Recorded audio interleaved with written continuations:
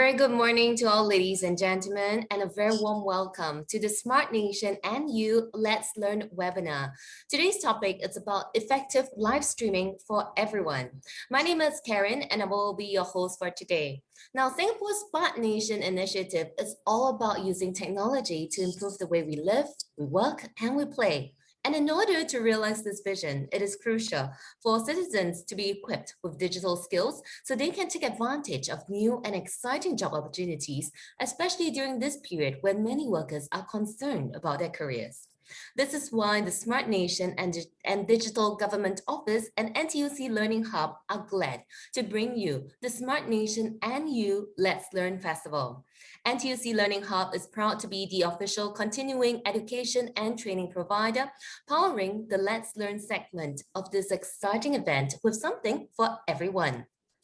Now, like mentioned earlier on, today's webinar, it's about effective live streaming for everyone, and that will be taking place from 9 a.m. onwards. Now, do note that this session will be recorded. If you would like to recap your learnings later on, then visit Smart Nation YouTube channel. A recording of the various sessions will be made available 2 weeks after the festival. We'll also like to encourage all participants to stay towards the end of the webinar, as we do have a post-webinar survey, and 2 participants who complete the survey will bring home $10 fair price online vouchers. Also, don't forget to participate in our Let's Learn contest and stand to win $100 fair price online vouchers. Simply scan the QR code or click the link on screen to find out more. We'll be sharing the QR code and link once again at the end of this webinar. Now, today we have with us Augustine. He is a journalist for more than 20 years, Radio Singapore International's Assistant Program Director, and a radio broadcaster for 7 years, Channel News Asia's Executive Producer, and even an established live commentator, voice talent, speaker, and media literacy facilitator. On top of that, we also have with us Carl Ong. Now, Carl is a self-dubbed creative Swiss knife. He's a filmmaker and a podcaster who has spent the past 7 years working on video and photo projects for brands such as Nikon, DBS, Singtel, StarHub, and Sunsilk, ranging anything from directing, production, and also post-production. So without further ado, everybody, I'll hand you over to the good hands of Augustine. Augustine, please. Hello, and welcome to this first of a series in this live streaming session. I'm Augustine Anthuvan, and together with Carl Ong, who will be coming up in just a short while, we hope we can enable you, empower you, inspire you, trigger some of those ideas inside of you, and of course, most important, to give you those tips to sustain your live streaming efforts, not just for tomorrow, not just for next month, but for the long haul. Once again, if you'd like to find out anything about me, I'm an open book. I'm on LinkedIn, so you can always check me out on LinkedIn, Augustine Anthuvan. All right, but let's get right into the discussion topic. I've chosen a couple of clips off the internet, just very short clips. You can have a look and then think about how it can work for you. And I will share with you why Augustine chose some of these clips and the relevance to storytelling in live streaming. Let's watch this first one, okay? Hello, everyone from around the world. It's Anna Olsen here, and I can wish you a good morning, a good afternoon, a good evening, even good night if you're watching from Australia or Southeast Asia. I'm so thrilled you could be here for the second installment of Oh Yum 101, and you voted for sponge cake. Now, this is a great recipe to pick. I'm so glad you did, because there are lots of great tips I can share with you as I move through the recipe. I did provide the ingredients, so perhaps some of you are baking along with me, in which case we will get the cake made and into the oven, and then the finishing part you can take care of later, and I'll give you lots of ideas that way.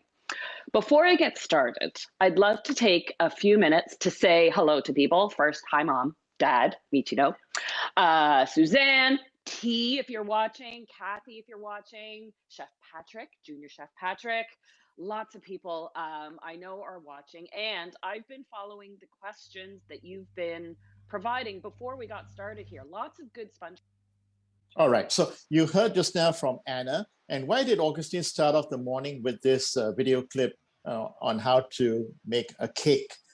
it's very important for you to think very hard about what is it you want to do in your live streaming.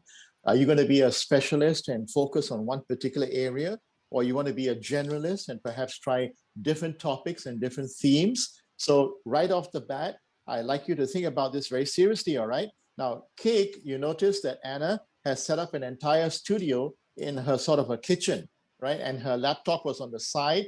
And one of the most important things, apart from greeting everybody, she does actually mention the region. Now, you're live streaming from Singapore, so of course it's good to acknowledge Southeast Asia and Asia. And once you go on the internet, it's the entire whole wide world that may be watching you. Did you ever think about that? Right, you're not just talking to Singaporeans, all right? So once you go on the internet, the entire international global community, it's what we call a global village, could happen to find you and fall in love with your storytelling and stay with you. Now, the other thing that she did was also to acknowledge people online. So it's always good to take some time. Actually, we just dipped in for about a minute into her video, and she is acknowledging the people who have made the effort to come and watch the program and perhaps even support her in her initiative. And she's telling people right off the beginning, she's going to be focusing on a particular kind of cake, sponge cake. And maybe you want to talk about how to make a cupcake. So you need to have this sort of focus. But as we go along for the session, you realize that there was actually quite a bit of planning that presenter put into the video. And that's what you yourself will need to pay attention to as you launch your, perhaps I would like to use the word career, into live streaming, all right? And the last thing that she did was take note of questions. You see, when you go on live streaming, your audience is not physically in front of you. They're out there in the internet world, right? So people are writing to you, people are putting messages in the chat box, just like today. If you've got questions even now, you can already start putting your questions in, and the moderator who is managing the sessions will look through them and they will field it to us. And both myself and Carl will be more than happy to respond to your questions, even today's session. And that's how it should be. It should be interactive and it should be two-way, right? Because remember, if you're giving a public speech and if it was in front of a live audience, you could see their faces, you can see their reactions, you can see people looking down or looking up, sometimes maybe even playing with their smartphones and half listening to you and half paying attention. But in the virtual world, we have no idea what they're doing out there, all right? Unless you get everybody to switch on their cameras. So think about this very carefully, and always, every once in a while, take a few seconds or even a minute to just pause and to just check with your audience and see how they're doing and do they have questions. Don't wait till the very end. I wouldn't recommend that, all right? So that's a very important part of being interactive in live streaming in this internet world. Now, I've got another very interesting example. Let's watch this one now. And then I'll tell you, you'll be shocked as to which country they're from.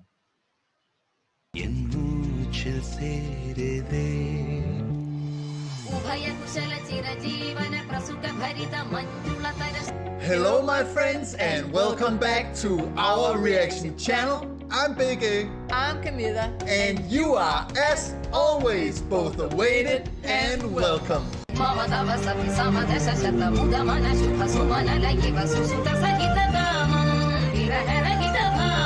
In this video, we're back in the Tamil language movie industry. We're back in Chennai, Tamil Nadu. We're back in the Kodambakam neighborhood. Yes. Yes, we're back in Hollywood. Nampagale irulakum vanakam.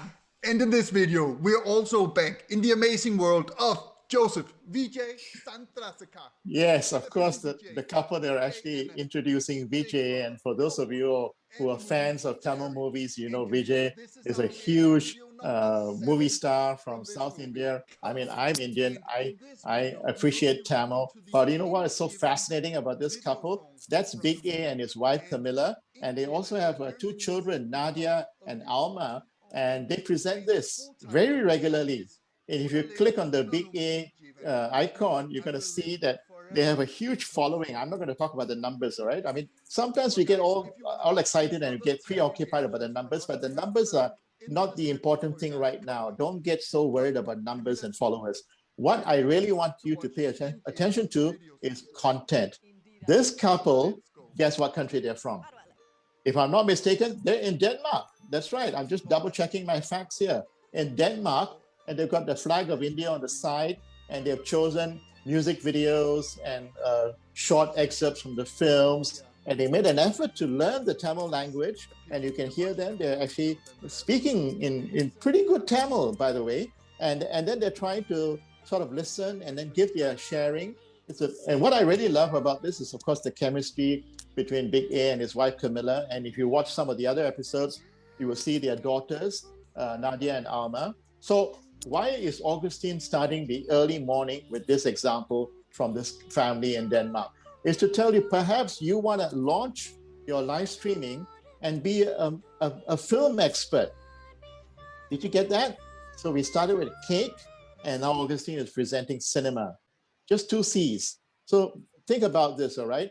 You could actually become a movie buff because we've got fantastic films coming out of China, Taiwan, Hong Kong, and of course, India. And we live in this wonderful region called Southeast Asia where there are a lot of movies coming out as well. So you could perhaps, launch into the trailer and then say, this week, I'm going to talk about this film. And then, of course, you need to read up about films. I mean, I take it that today there must be at least a handful of you who are movie buffs. Why am I so confident? Because Singaporeans are a big movie-going population.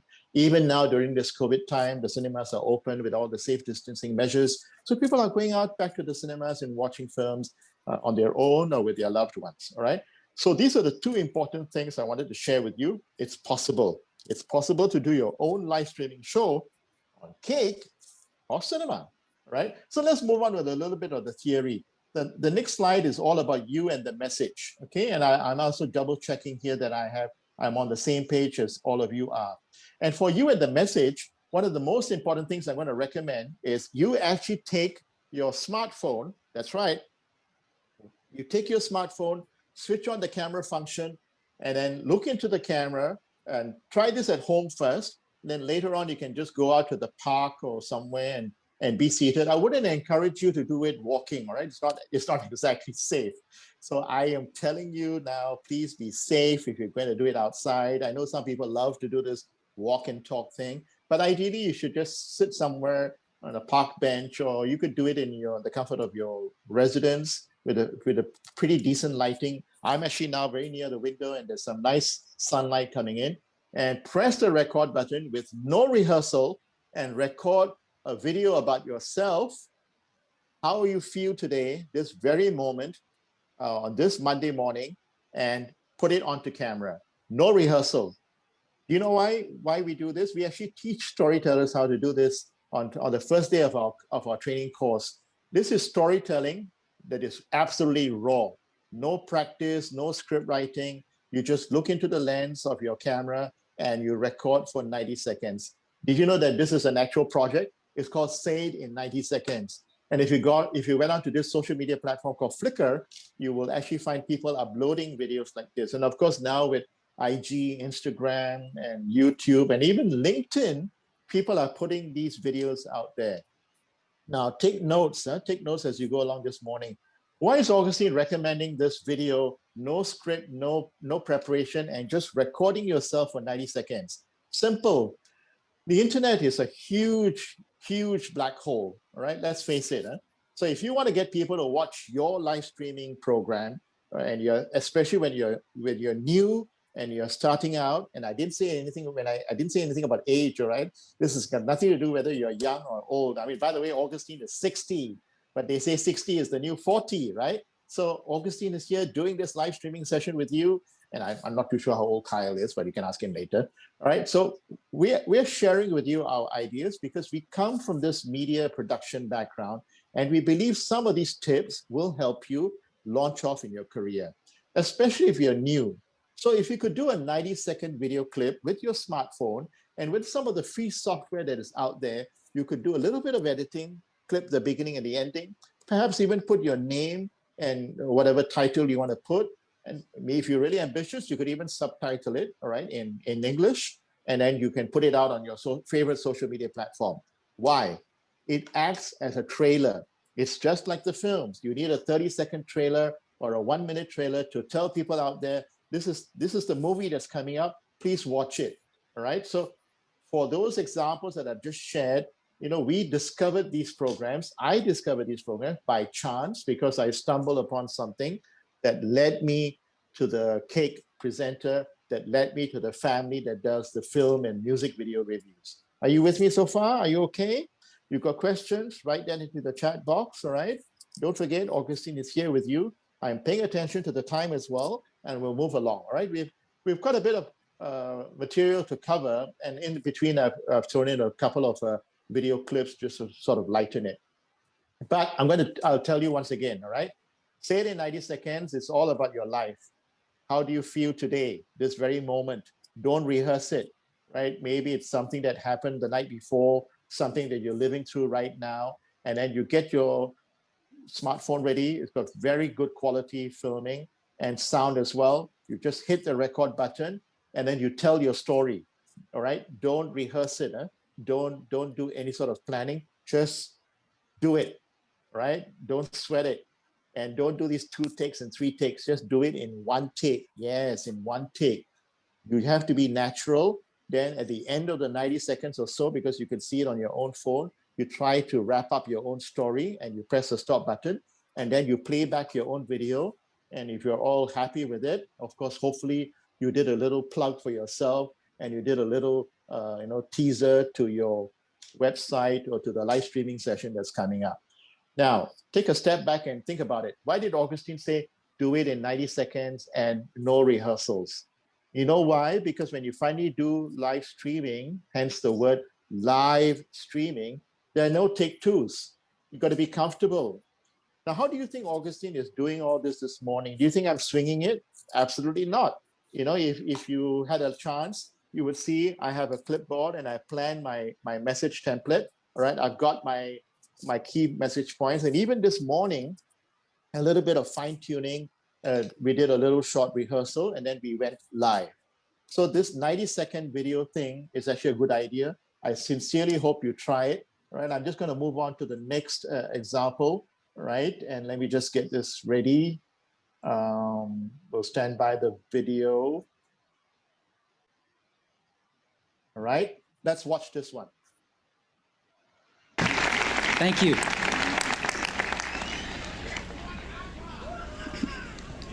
I'm honored to be with you today for your commencement from one of the finest universities in the world.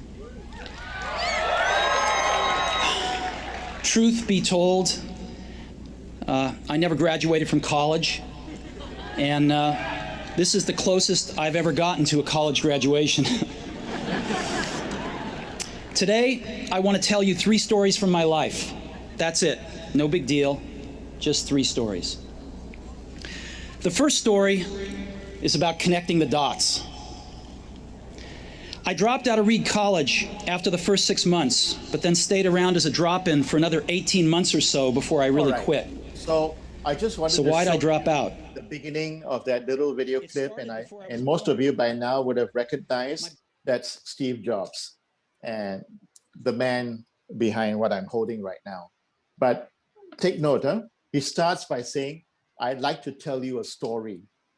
Did you know that from research, if you start like that, that's one of the most powerful ways of getting people to be drawn in. It's a very powerful hook. Now, after he says that, he has to deliver, right? So whenever you start by saying, I'd like to tell you a story, it's a personal story. And do you know why that story resonated with me? Because I'm an example of someone who also didn't go through the mainstream education and university and all that. I took a long journey to be where I am right now. I went through 7 to 9 years of night school. I became a radio producer when I was introduced earlier at the age of 37. I became a radio broadcaster at the age of 37. I became a TV producer at the age of 45. And I left the TV station at the age of 60 to try and explore some new things. You see, very quickly, I've just shared with you my own little story. So you need to find your story and work that into your storytelling in your live streaming, where it's appropriate, all right? Now, I'm not saying that you have to open up everything about yourself and put it all out there. That's really up to you. But storytelling, especially when it's personal and it's about yourself, and there's some relevance to the topic that you're presenting, is a very powerful tool. So let's say you want to be live streaming and you're a brand coach. or let's say you're a motivation coach, or let's say you're a fitness expert, or even a martial arts exponent, and you're going to do this demonstration from your home or from your gym or from the school that you teach. All these things, usually one of the biggest challenges people face, young and older people, is a mindset change, right? It's like they always say, it's easy because you did it. It's hard for me. You don't understand my problems. So this is where storytelling helps, because if you can open up a little bit about yourself and tell them the challenges that you faced, and which I just very briefly alluded to, it helps to draw people in. You may not win all of them, I assure you, but if you could reach perhaps a third or even 2/3 of the community that's watching you, you're on your way. All right. So storytelling, say it in 90 seconds, and preparing your message. These are some of the wonderful examples that I prepared for you. And stay with me. So the next part is to prepare your message itself, right? So to prepare your message, I'm just ticking what we have covered, right? To prepare your message, you saw the Steve Jobs example, but you also need to remember this: maximum 3 ideas or 3 key messages that you want to get out. People may not be able to handle a lot. I know what you're thinking. What about that cake one? Aren't there many things in the ingredients and stuff like that, and steps to follow to make a cake? Exactly.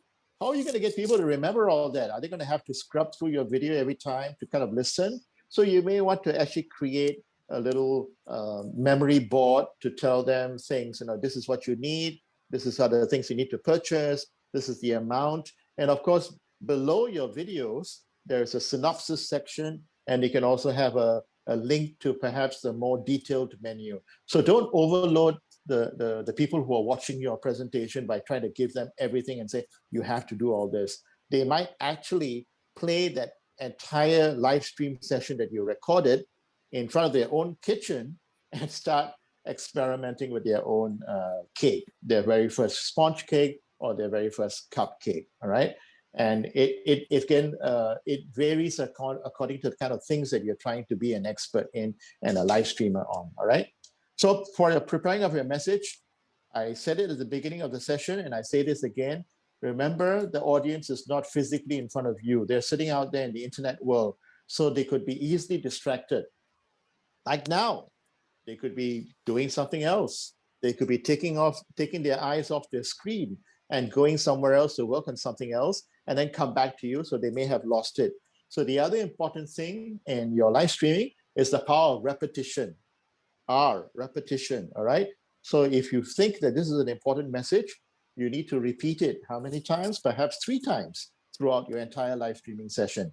And your live streaming sessions, it all depends. It depends on what kind of topic you're working on. It could be a short one, or it could be a long one, like that cake making session. It could be a short 5-minute sharing, or it could be a longer sharing, like the couple did when they were reviewing films. Are we okay so far? All right. So remember about preparing your message. What's your objective? What do you want to get across? So I'm going to give you another tip. Throughout your entire live streaming, you need to also prepare some of your favorite quotes. It could be a quotable quote from someone who inspired you.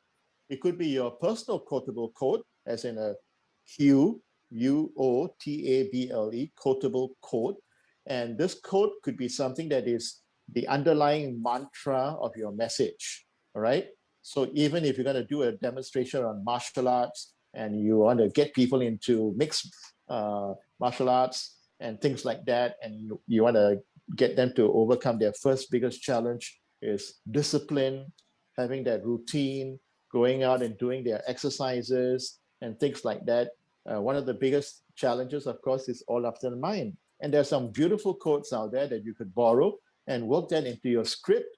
So remember, 3 key ideas, repeat some of the key messages with the power of repetition, build some quotable quotes into your storytelling, and do have a sense of humor, all right?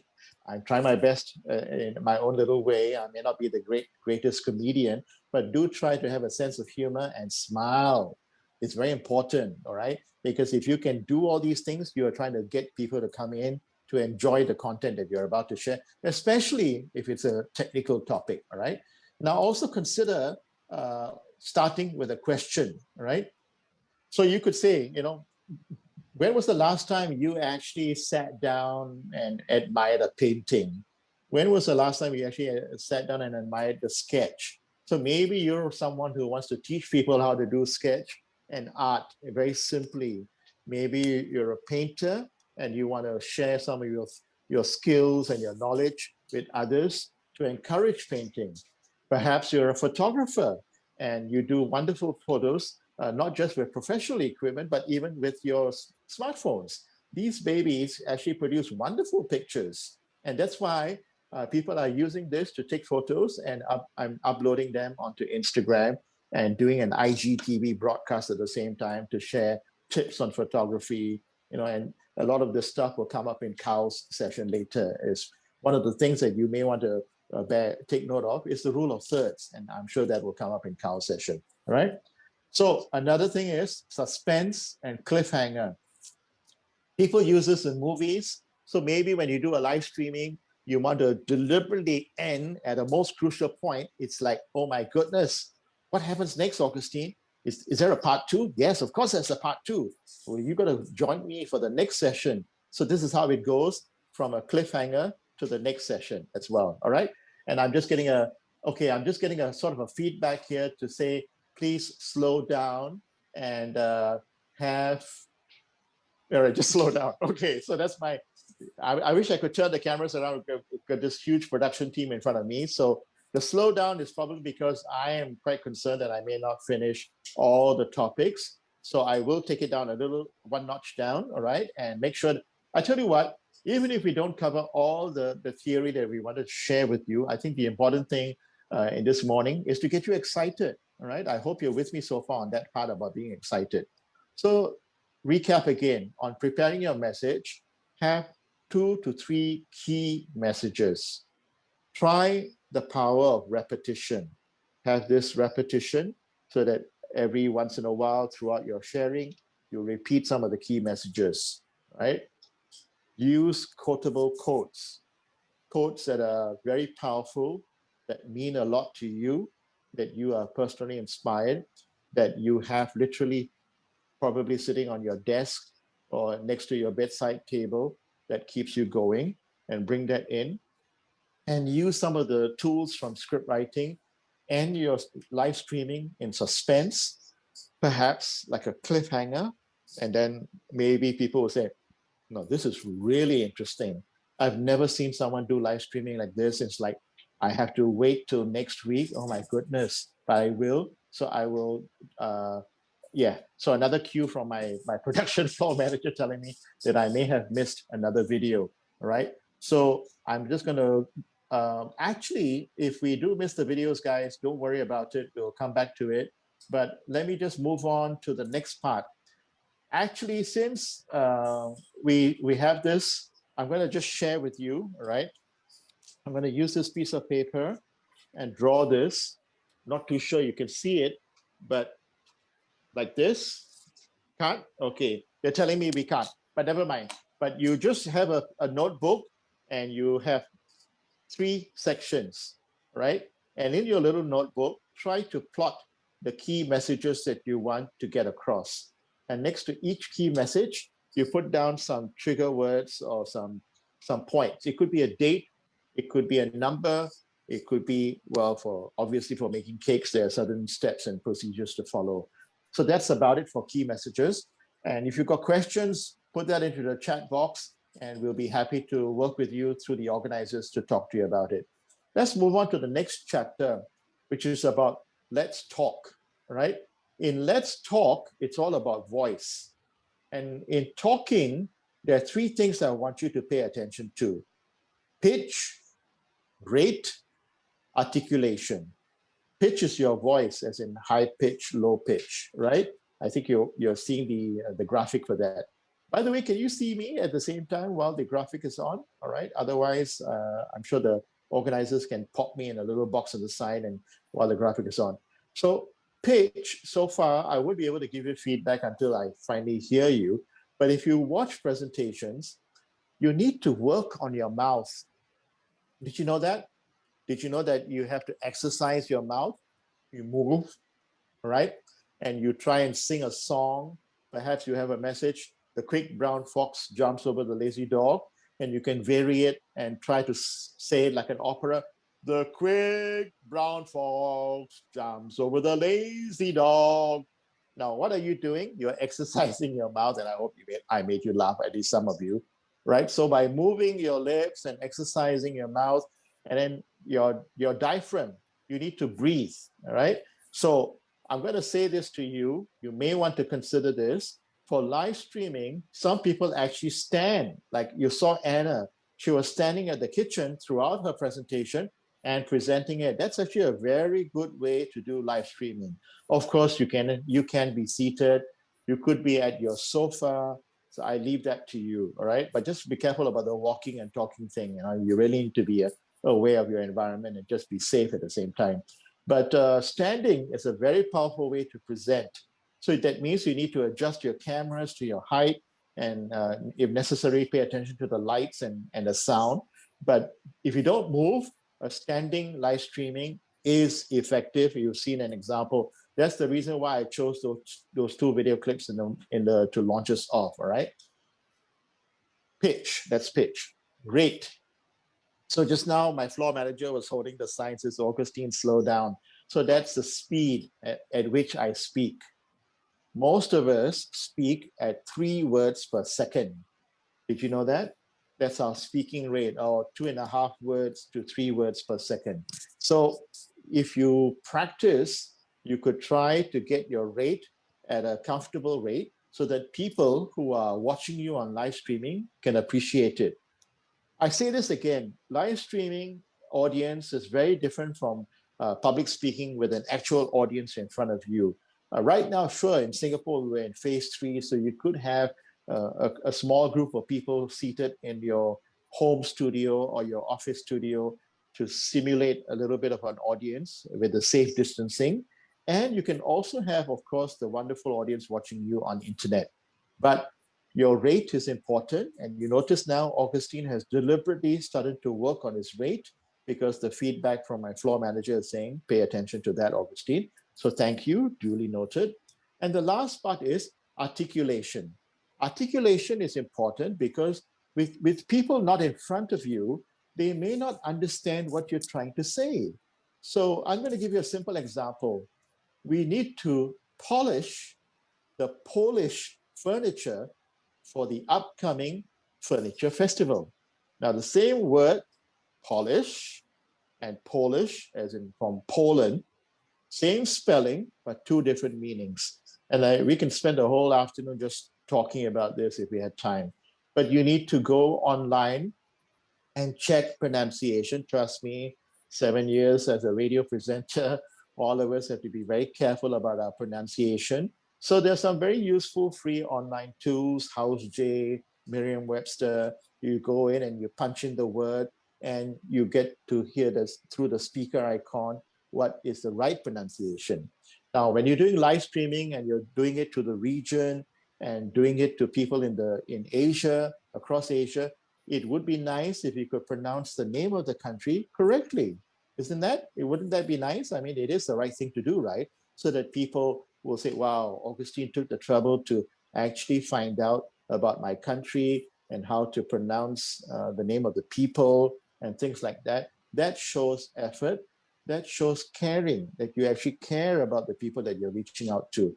So basically, I say again, for your voice, pitch, rate, articulation. Now, there's a temptation for people to write a script, but if you've been listening carefully to Augustine, we're actually saying don't write a script.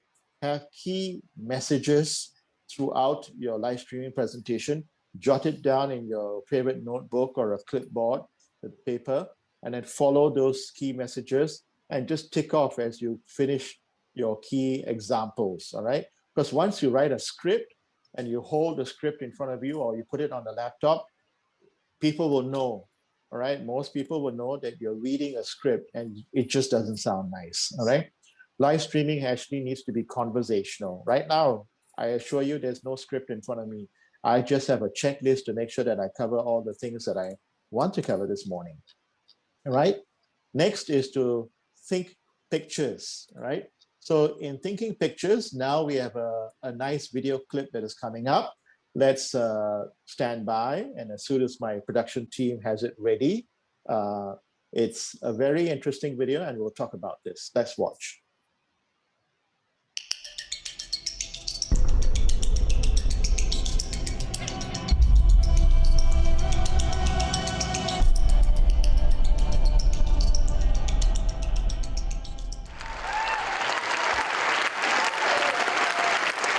Okay, so hello everyone.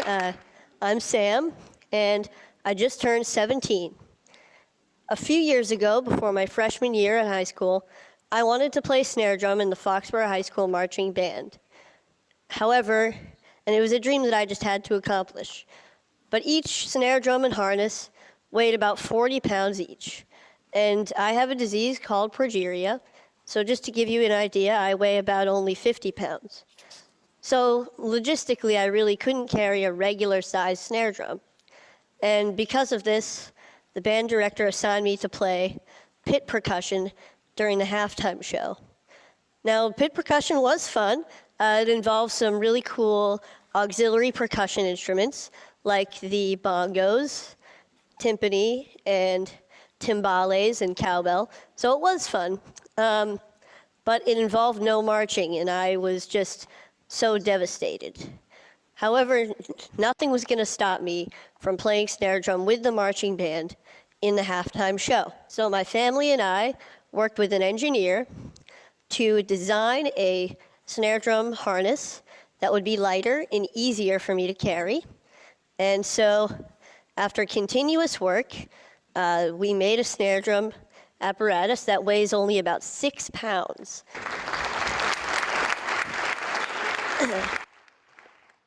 So I'm going to pause the video there. I chose this video for two reasons. One, it's a very touching story. It's a little bit complicated, the disease this young person is suffering from, but he chose not to start with the disease, progeria, right? And he actually decided to help the audience do one very important thing, which is this part of my sharing.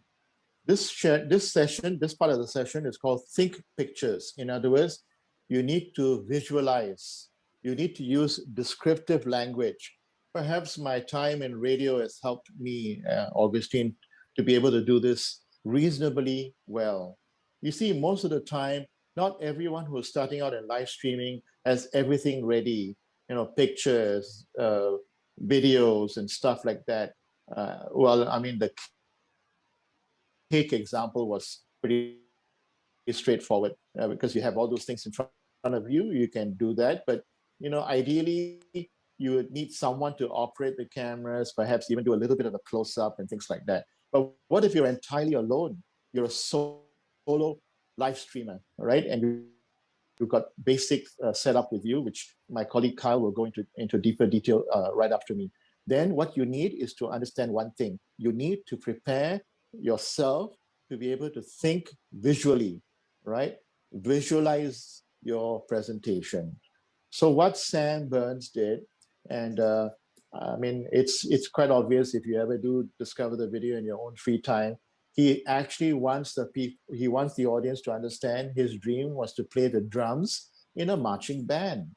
Like all young people, like all young teenagers, they have dreams, right? They want to do things, but his disease did not enable him to carry that drum because he himself, he shared with you his weight.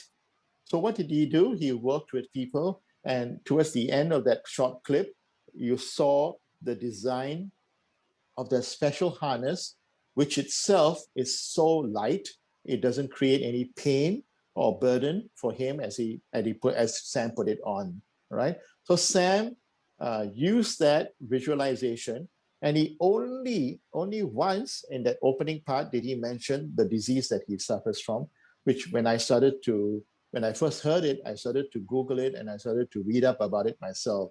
And it's after that, he goes on to share about the harness. So he didn't start with the disease. And I wanted to share that with you in live streaming. It's not so much suspense. I mean, he was going to talk about it anyway, but it's also a storytelling, right? He starts with his dream and he ends with his dream that he's going to attend his high school reunion party. And if you saw that story, Sam Burns sadly passed away. The disease has its consequences. So that was recorded, and I still love that presentation. I always use this whenever I want to help people understand that he managed to do that in about 10 to 12 minutes. So sometimes we say, oh, I want to talk and I need a lot of time. Actually, it's the reverse. This is Augustine telling you, if you ever want to do a presentation, try this for size.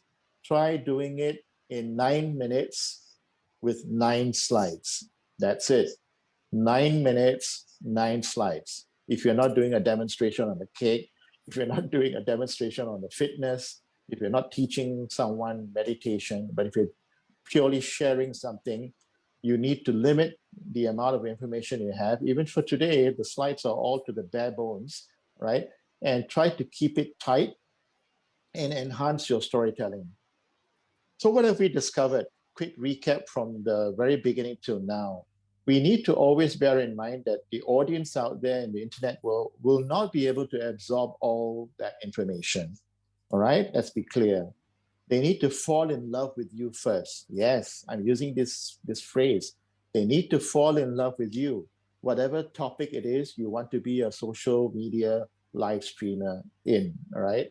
They need to believe in you. That's why storytelling also must have a space for personal stories. And Augustine shared a little bit about himself just now. So you need to score very high on believability, all right? If you want to teach people how to meditate and you have learned this from someone who is very good and you want to share the benefits of meditation, perhaps in the morning before you start your work or before you even go to school, and how it has made you a healthier person, a better person, then you need to, of course, believe in your message, right? So from cooking to cinema to meditation to fitness, whatever your topic is, at this point, I wish you were in front of me so I could really make eye contact with you and find out what it is you're passionate about. But you must find something that you are truly passionate about and you score high on believability, then your live streaming will work. Did you believe me? Do you believe me on that? You know why I'm happy to do this? Because I believe in this. I believe that right now, with the time I have left, I want to go out and teach as much as I can and share with people, all right? Time signal is coming up. So, which is good. We're making good time, all right? So the next part of the message template is what we call a script message template, right? So when you do your script for your live streaming, right, just remember, I think we've covered all the main examples.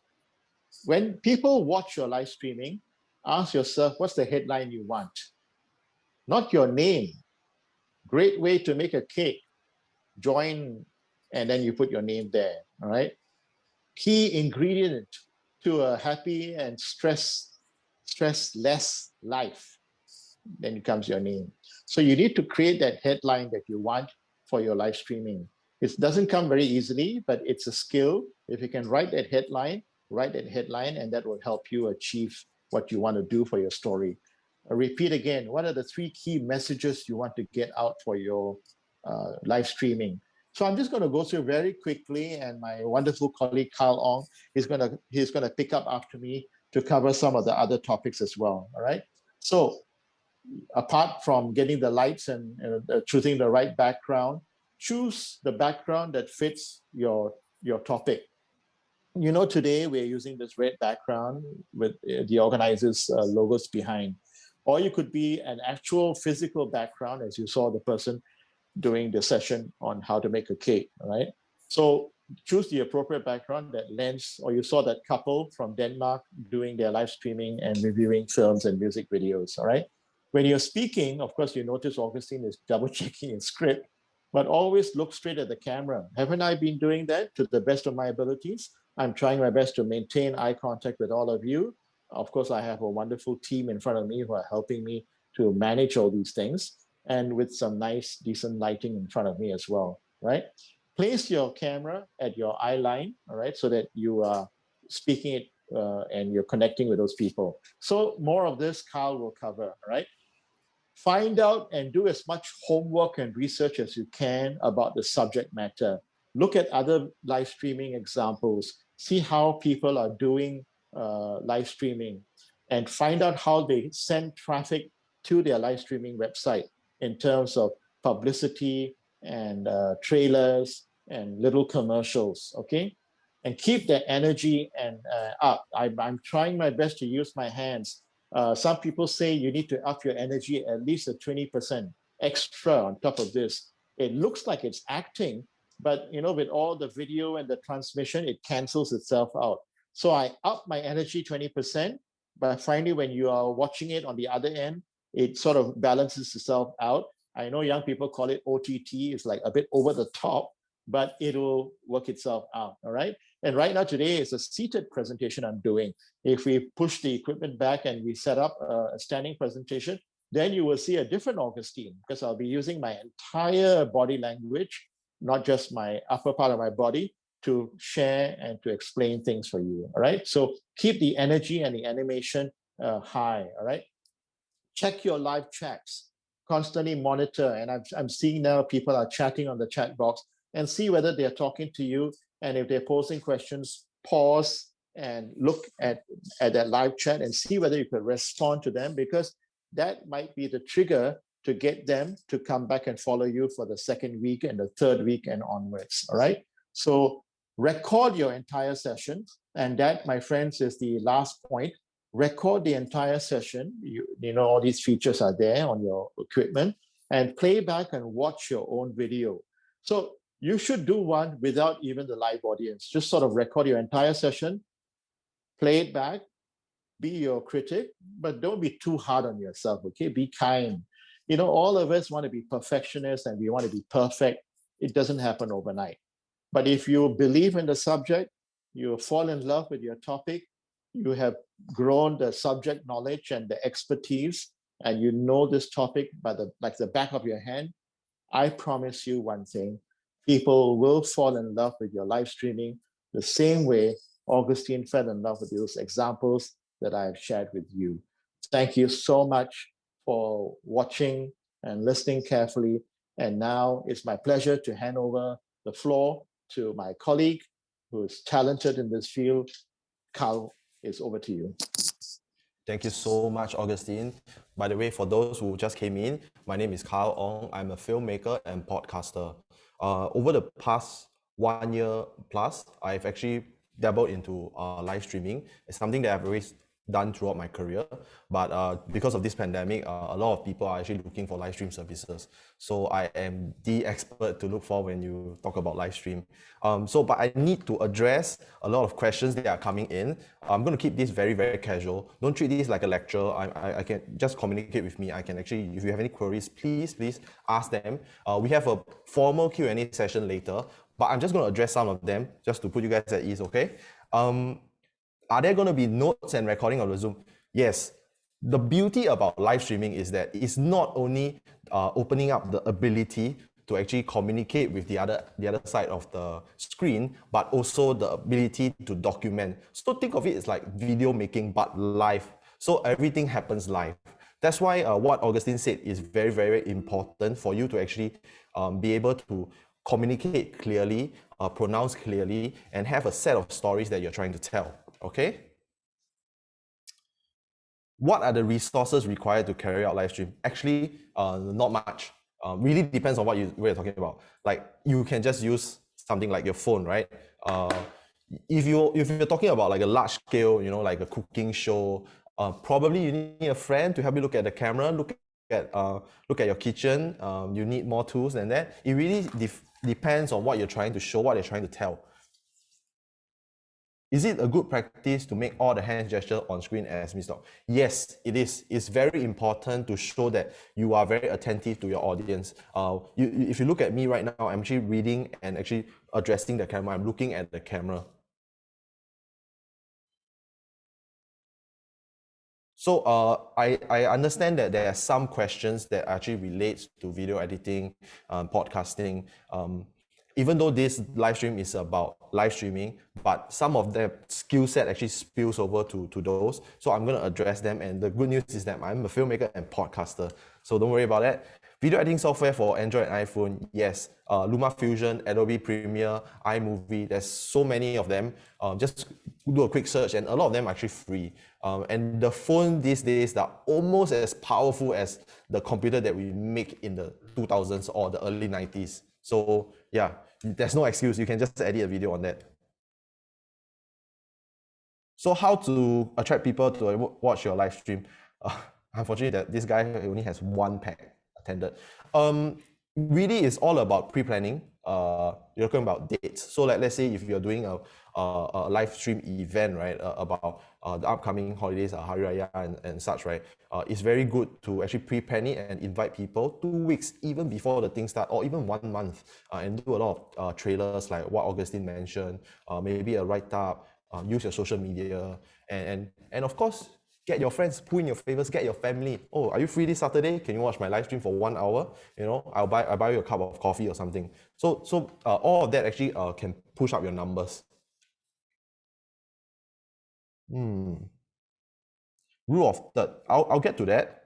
So Jasmine also asked, besides the live stream, will there be an online seminar or podcasting? That depends on NTUC LHub today. But as a podcaster, I would say that the fundamentals of audio for video is very much applied to podcasting as well. And there's many new technologies that are coming out. Notably, one that is very pop right now, Clubhouse, is essentially live stream but for audio, where people can discuss. And it's a little bit of like Zoom, where you can actually enable speakers and not enable speakers. I say you check that out because this is in correlation to what we're talking about today. All right. Background. Yes, the background is very important. As you can look at my first slide, I'm going to talk about branding. Okay, so I've addressed some of the questions. So let's start, okay, shall we? So branding for live streaming is extremely important, right? I run a podcast, a horror podcast, one of the top Southeast Asian English horror podcasts called Ghost Maps. I'm not sure if you guys have heard of it. Some of you might have. So imagine me running a live stream, right, and having this red background. Nothing wrong with this red background, but this red background is NTUC's background. And if I'm running a live stream and I'm using this background for my Ghost Maps podcast, people will be very confused. They'll be like, okay, so am I in the right room, or am I is this guy, who is this guy, like what is he trying to do? So it's very important to be on brand. For example, if let's say I'm Apple, right, I'm trying to do a live stream, Apple is usually using like white colors, and they suddenly use a font that is very strange for their branding, like Comic Sans. Everybody has heard of Comic Sans. Comic Sans is actually a joke. It's a joke of a font. It's meant as a joke. It wasn't meant to be serious, right? So if you use fonts and motifs and elements that are actually not related to your brand or against your brand, like directly opposite of your brand, it will be very weird, and it looks weird. It doesn't look professional. It doesn't look good on you as a person or as a brand. So for example, last month, it was just Chinese New Year. If I ran a live stream, the obvious color to go was to red. But if for someone who doesn't understand that Chinese New Year means red, right, then I employed black colors or orange or yellow, things that are quite far away from red, then it will look bad on me, right? And of course, these days, right, technology is so amazing. Even as a millennial, I'm still learning all of this, right? So no excuse to anyone at any age, right? Captions has found the ability to actually auto captions. Even in Zoom, there's this function under accessibility called auto captions. Facebook has it, Facebook Live has it, so you can actually auto caption. Of course, we Singaporeans we will always have this accent, irregardless of your race. So we may need to work on our accent and our pronunciation, like what Augustine mentioned, to actually properly feed that software. There's no fault in having accent or like not pronouncing it right, but practice makes perfect. Yeah. So even as a speaker right now, I don't think my pronunciation is perfect, but what I'm saying is that technology will advance to a point whereby even the computer can actually recognize a Singaporean accent and actually put out the correct words. But to actually perfectly, not say perfectly, to actually properly use the software that's actually provided by all these companies, right?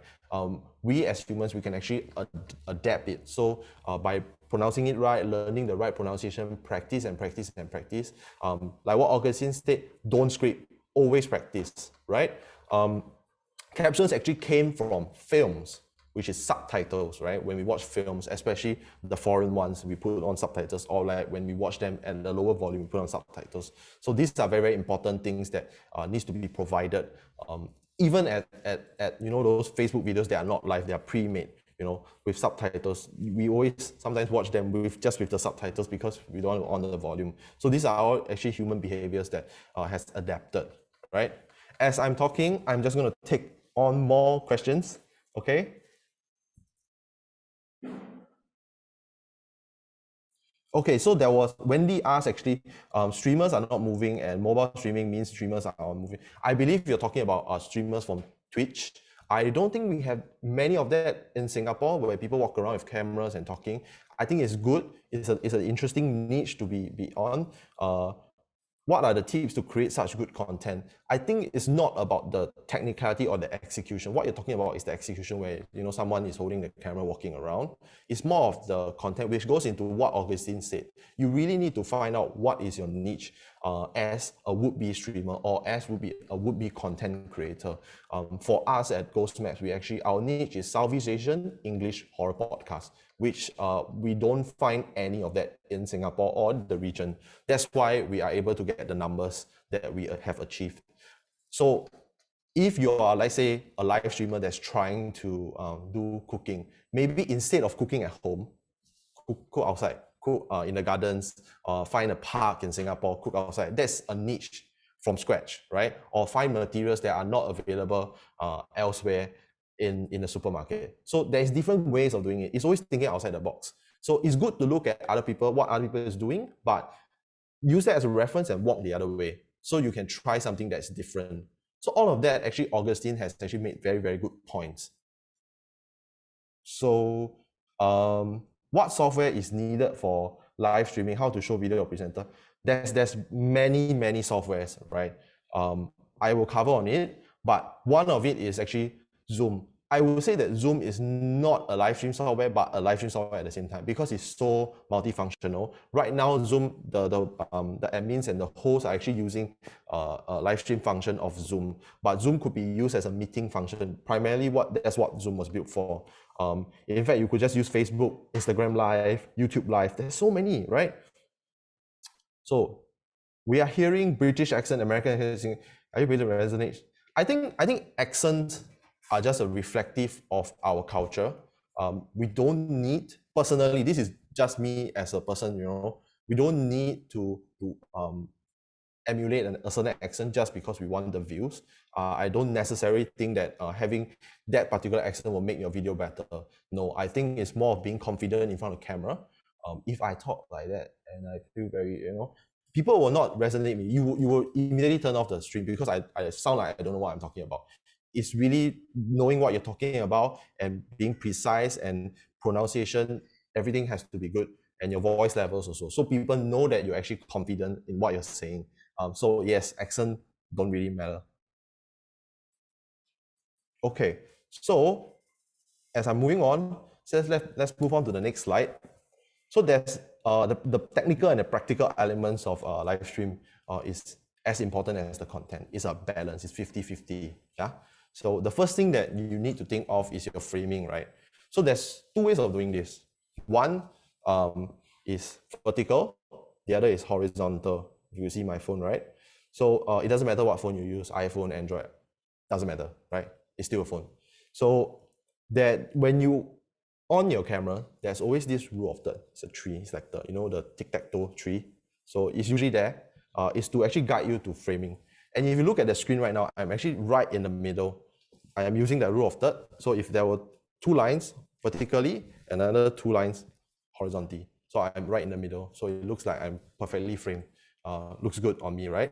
So this is something that you need to pay attention of. And symmetry, yeah? So taking a lot of photos help improve your composition. But this kind of framing is actually very, very straightforward. We have a little bit of a top down, so it makes me look better. So I don't show off my double chin. Yeah. So this is a very good framing for me. And of course, there's the light. So rule of thirds is actually employed everywhere. Once you start using it, you can't stop seeing it everywhere. Film, TV, YouTubers, everywhere where people use and create content. So it's employed everywhere. So it's good to go out there and just take photos, take photos of your estate, take photos of everywhere, and then you will see the rule of thirds and then you will master it. It's actually a very, very simple thing. This is the first thing that we learn in film school, actually. So when you are actually doing live stream, it's good to think of the platform that you're going to use. Horizontal and vertical doesn't work for all live streams. It really depends. For Instagram, the obvious choice would be vertical video. Nobody shoots horizontal on Instagram because that's not how the platform works. Same for Facebook. The only few places that actually use horizontal is places like Zoom, StreamYard, YouTube, that are more predominantly watched on desktop, because most of the time when we watch content is this way. Unfortunately, this is the norm. Yeah. And then the last thing is, of course, lighting, right? I know like a lot of you are not go out there and buy lighting equipment immediately, and I do not recommend that unless you are really, really serious or you are intending to go in as your career. So it's good to identify the lighting at your place. A lot of us stay in HDB, right? We usually have windows that have sunlight. So it's good to observe things that you have not observed before. How does the light fall at a certain amount of time? Is it very harsh? Is it soft? So it's a good practice to actually observe the different lights. In fact, take photos. Take photos of your house. Maybe your living room is very nice at between 8 to 10. Yeah. Actually, Singapore is almost right on the line, the equator line. So it's the sun is very, very harsh at a certain point. So starting from 10 a.m. onwards to almost like 2 is very, very harsh. It's almost, it doesn't look good. That's why we employ a lot of lights. So, but I'm not saying that that's not possible to actually, use the sunlight, but it's very dependent on your location and the way you angle your camera. So let's say your house is located somewhere in the east of Singapore. So normally 7 to 9 will be a very, very good time to shoot in the morning. But then again, there's the question of audio. What happens to audio? Everybody's working from home these days. There may be construction, there may be buses. So it's all up to you to actually research the timing, the best timing. In fact, I've actually known that actually some live streamers, they live stream at night simply because it's too noisy. But of course, they use the light. So what I have right now, if we can move on to the next slide, what I have right now is a frontal lighting, which is on the left slide. Very, very frontal, very simple. A lot of live streamers, they actually like to use ring light, which complements their face. Ring light simply because it's just a ring, a very simple ring, and it has lights onto the face. It actually complements the face and it doesn't light the background. It's just on the face. So that example that I have is a perfect example of what it is, and it's usually what you look like when you are using your laptop late at night with a bright screen, right? So this is good for certain situations, but for my situation right now, because I have a virtual background, I need my background to be lit. So let me show you an example. Okay, just bear with me. If I switch off my virtual background, this is just a background. This is just a backdrop, a gray backdrop. So if I on it back, the computer is actually doing a very good job of removing it, right? So what is backlit? Backlit is something like this. Let me just switch off my one source of light. Yeah, so if you see, I'm really badly lit right now, and the light on the back of me is making me backlit on top there as well. So that it's not really well lit. So it is actually very good practice to actually light your face first, then your background. So and a lot of us are not actually going to do virtual backgrounds, and not many softwares can do it as well as Zoom. Unfortunately, Zoom is actually one of the best to do it. And of course, if we have budget and if I'm in a green screen studio right now, the virtual background will be better. It's like your big blockbuster movies like the Avengers, they actually use green backdrops. In fact, the Disney Plus, the new show Mandalorian, is mostly shot on green screen as well as virtual sets. So all these are all actually computer technology. Right now, I'm actually using a proper live stream camera, but in some cases, the using a webcam might be better at Zoom virtual backgrounds because the computational power is already connected. Yeah, so it really all depends on your usage. Moving on, there's one more kind of light, right, where it's the side lighting, which I mentioned earlier. If you're not employing any lights, you're using purely the power of the sun. Most of the time it's just one side, right? Just one side. So it may be a bit too harsh, in fact, for your camera. So what do you do then? You use very interesting techniques such as maybe getting a bunch of white shirts, white blankets, just hang them so that the light passes through, something that is more opaque passes through, and then it diffuses. This is what we call diffusion. So we diffuse the light. A lot of the time when we shoot in film, we diffuse the light. We don't just light like this. And if you guys have used handphone flash before, right, when you just fire, it's very harsh. That's why we use diffusion. The trick to lighting well is not to just pump a lot of light. It's to know when to diffuse and know when to light, when to hide the lights and when to denegatize the lights. So these are all like tips and tricks that you could actually employ. Okay, so as I'm talking, I'm going to look at some of the questions right now. Let me see. What is the best tool for online collaboration between musicians? This is a very good question, Roger. I will get to that, I promise. What size of ring light do you recommend? It depends on how close you want to be on you. So right now my camera is about maybe 3 feet away from me with a zoom lens, so I can actually go wide or go tight. My light is also about 3 to 4 feet away from me. So, but my light is slightly bigger. It's just a generic softbox light. So yeah, it really depends on how close you want to be your camera. I know a lot of those that people buy is the ones where you can slot your phone in, and then those are actually good enough. But you need to remember that the front-facing camera of our phones actually can't actually zoom. So you have to see how you put it close to you. So if you want a wider shot, then maybe the light needs to be slightly smaller. So if you further, then it needs to be bigger. So always remember, closer, smaller, further, bigger. Yeah. So I see that I'm speaking a bit too fast. Sorry, a little bit too much caffeine. So do you conduct? Maybe this is something that we could actually feedback to the organizers, of course. Public platforms, Facebook. Yes, Andy actually asked a very, very, very important question in regards to music and stuff. As we say that technology has advanced so well to the point whereby people can actually, it can do so much things for people, right? It also can have negative effects on content creators as well. Me myself actually faced it. So I actually run the every Monday. In fact, tonight I'm also going to do it. The Monday live stream for our Tampines Hub, where musicians come in and they play. I do the backend stuff with my colleague. So I've been running it for about a year plus now. So the copyright thing has always been an issue. Like just think of it to this level. The artificial intelligence embedded in YouTube and Facebook is so advanced to the point whereby even when you sing a song that is copyrighted and you're singing, you're just doing a cover, right? And you have not whitelisted your live stream. Whitelisted means that you tell Facebook's algorithm in advance that, okay, I paid for the royalty. I'm allowed to sing this song. They will take it down within seconds, just like that. So it's a very good practice to use royalty-free music. I would say if you are using it often, pay for it. Buy a subscription, maybe something that's $40 a month that allows you to use unlimited. I do that too for my work, simply because you don't want to come to a point whereby you're doing live stream halfway and it just shuts down. It has happened before, simply because of copyrighted music.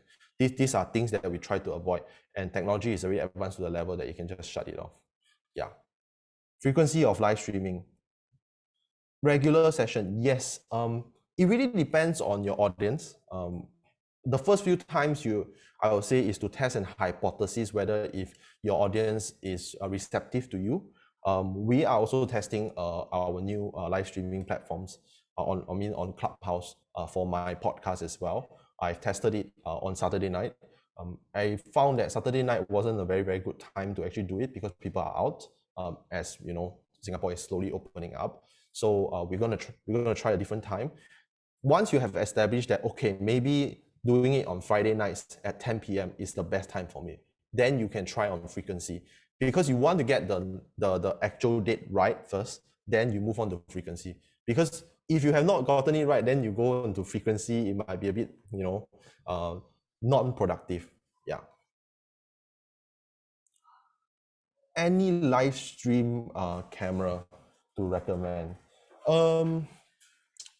I would say the best live stream camera is your phone, to be honest, because I'm not against with people spending money, you know, to get good resource, but phone is something that we have, and phone has everything. Let me explain. Like these days, phone has 4G and even 5G, which is very stable internet connection. I mean, mostly in Singapore, right? And then the cameras that we have actually are the software with the cameras. They have actually really, really good computational imagery, computational photography. They actually do post-processing that all these cameras, they don't do. Like all these cameras, they are just cameras for you to shoot, and then you bring it and you make it better in post. It's a longer process. Of course, they shoot better, but you need to know what you're doing before you use this camera. We had to set it up right so that the colors were right, everything was right. But with a phone, everything is already done. So they will do the suppressing of the noise, they will do everything. I'm not saying it's the best position, best solution. As a professional live streamer, of course I will use a camera. But as someone who's starting out, this is the best tool that you're gonna have. But if you really, really, really want to try out live streaming, I would say just buy a very simple mirrorless camera. I'm brand neutral, so I wouldn't say which brand, just any simple mirrorless camera. They are between about $500 to $1,000. You can already live stream. You just need to get the proper tools like an HDMI out, and then you can plug it into your computer and then just live stream. And some of them, they actually have built-in tools, which is amazing. They'll actually allow you to live stream directly to Facebook. You just need to connect it through Wi-Fi. Yep. So very, very good question, Boon. What microphone do I use? If you could tell, my audio quality is slightly better than Augustine's one. Augustine's setup was something that we actually arranged for that setup simply because we wanted to showcase the difference between a pro setup and a normal consumer setup. So usually you are actually on your phone with a headphone jack. Why didn't we use wireless? Because wireless technology tend to have a little bit of interference and a little bit of delays, especially Bluetooth. Right now, I'm actually using a lapel mic. These are the ones that I actually use on film sets. So, you know, when you're on talent, you just try to hide it, right? This is something that is hidden. It runs to my camera directly. That's why I sound a little bit better. Of course, this setup is somewhat that is a little bit higher end. Not everyone could use it, but lapel mics or lavalier mic, wireless lavalier mics, just the mic itself, it starts from $80 all the way to $800. It really depends on how much investment you want to put into one single mic. But if you ask me, you want good audio, the one that comes with your phone, the earpiece, this kind of earpiece is actually very, very good. And it's usually built for your phone specifically, or at least the ones that I know of, like Samsung actually custom builds their earphones for that particular phone model that came with it. Same for iPhones as well. So this is something to note for. Ivy, when we consider using professional brand to put green screen for background, yeah. If you're not, yes. So she's asking whether if like we are not using green screen. Like what I'm doing right now is just actually a gray screen.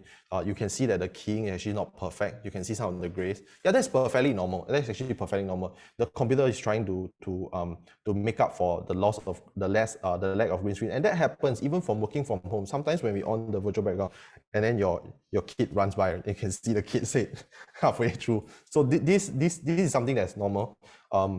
It's okay. I'm not saying to go out there and buy green screen. there's two colors that will work, green or blue. I don't know why it's green or blue, but they are better for chroma keying. This is what we call. I actually conducted a live stream recently that we used a full green screen and it was perfect. The keying was fantastic. It was perfect. Yeah. So what is the difference between Facebook Live stream versus Zoom on Facebook Live? I don't really get your question. So are you asking whether Facebook Live or live stream versus Zoom using Facebook Live? Zoom is actually a closed thing. Even when you guys come in as participants, Zoom is a closed event kind of thing. So you need to register and then the host will give you the link to invite. It's not out to public. Facebook is directly out to public. Everybody can watch it. I mean, based on your privacy settings. So this is the fundamental difference between the two platforms. Okay. So now, as we move on, I want to talk about audio. So audio is very important. Imagine watching a horror film without audio. It's not going to be a horror film. It's just going to be images with disgusting and scary monsters, right? Yeah, is this exactly the point that I'm trying to make? A lot of times when I go into live stream, other people's live stream, it's very muffled. The content is not bad, but the technical actually destroys it. Have you ever skipped Instagram video or Facebook video because the audio is too loud or too noisy? I'm sure you have, right? That is the case. We are okay with images that are slightly grainier, they are not as sharp, but we're not okay with bad audio, like period. Why? Because a lot of the times when we watch content, it's a very intimate thing. We are watching it during our downtimes, during our toilet breaks, wherever you are, you know, on headphones, when you're commuting. So when it becomes super loud and super noisy, right, it's actually very, very hard for you to continue the video. So you want to do your fans or your audiences this favor by actually giving them the best audio that you can. Not buying microphones immediately will help. No, there's no such thing as a one-stop shop. Even if I'm using a very good mic right now and there's like traffic all over me, you will still hear the same thing. It doesn't solve that problem.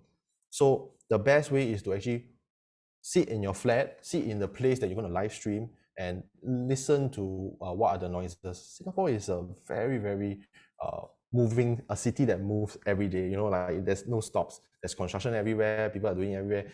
There's military drills. In fact, right now where we're at is very close to a military airport. Sometimes when plane fly over, you can hear it on camera as well. So it's also to know that when is the best time to actually record and when is the best time to actually live stream. That actually helps your audio by already a lot. And the next thing is to how do you actually dampen your audio. What do I mean by dampen? So if you were to go into a warehouse that's completely empty, the echo would be a lot, right? So likewise, go into a room that is slightly packed and always have like either carpets, blankets. That's why a lot of people like to go into the bedroom to, you know, record audio, because the cloth actually dampens the reverb around the room. So when you speak, right, the sound wave will bounce everywhere. So with cloth around, it actually reverse. And for some of you that actually, for the few of you that actually been to a vocal studio or a studio, you can see that actually is quite damp. They have a lot of foam around. It's to actually absorb the audio reverb. It's to make you sound better. So those are actually kind of tricks to actually improve your audio. Things like using blanket around you, you know. I know visually it doesn't look good. So that's why it's the balance, you see. Like some people, I do know that when they record live stream, right, they put like two full-size blankets to actually dampen the audio.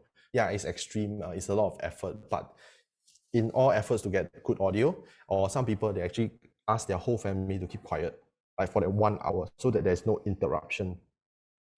It's all down to them. And then like things that are very, very important are like the direction of your mics. Do you know where your mics are? So a lot of times when we speak on the phone, right, when you can't hear someone, you actually go closer to your mic. So mics are usually located in the top part of your phone screen. So this is actually good. So when you're actually doing without a mic and an external mic, it's good to be close, right? So you need to balance that, and you need to test that, whether if your shot is too close or too slow. Okay, so if your shot is far, that means the pickup range is further. So the closer you are, the better the audio, right? You need to balance that of course with your light and with your shot size. Everything is relative in terms of this kind of balancing. And then on top of that, do a test recording, like what Augustine said. Go out there and film. You could do it in your home as well, and then you can test your location, your environment. All of these are actually relatives into a successful live stream, or should I say a good, well-prepared live stream. A lot of the like YouTubers or a lot of those gurus that tell you that, oh, just go out there and create content. Yes, that is true. But a lot of times, right, people forget that technicality matters a lot. You must always remember there will always be one person who is watching you for the first time. And that one time matters a lot. The very first 10-second impression is important. Why? The moment they establish that your technical is bad, you have lost that audience. It happens for us as well. So sometimes we make some mistakes, right? And we will just lose the audience, just like they will not come back anymore. It's how fast the digital content creation space is. This is just the reality. And it's good to know about this. Yeah. And one thing is that, especially when you have multiple people on your platform, on Zoom, and you realize that when Augustine is speaking, all of our mics are actually off. And right now, as I'm speaking, everybody's mic is off, because it's being very polite to your guests, being polite to other people. You don't want to cross talk, and don't actually let people finish their point before you start talking. It's actually a sign of respect to that person, and of course, do not capture cross audio. That's actually very bad. So this is something that is very much practiced in platforms like Clubhouse, Zoom, YouTube Live, StreamYard. Yeah. So moving on, I understand there is a lot of people that actually are asking about the live stream setups. So a live stream setup is pretty much the same everywhere. Like pretty much the same everywhere. You have a camera. Most of the time is your phone. You connect it to the laptop and then you stream it. If you have microphone sources, then yeah, you do. So, and then lights. That's it. But the difference in terms of the technique and the software varies. So for example, Zoom, right, is actually treating my camera right now as a webcam. It's not like StreamYard, where I'm actually able to switch between different feeds. So I'm able to have like 4 cameras at once and switch. So all these different platforms have their limitation and have their plus point and negative points. So all these are actually very, very crucial for you to decide even before you launch the platform.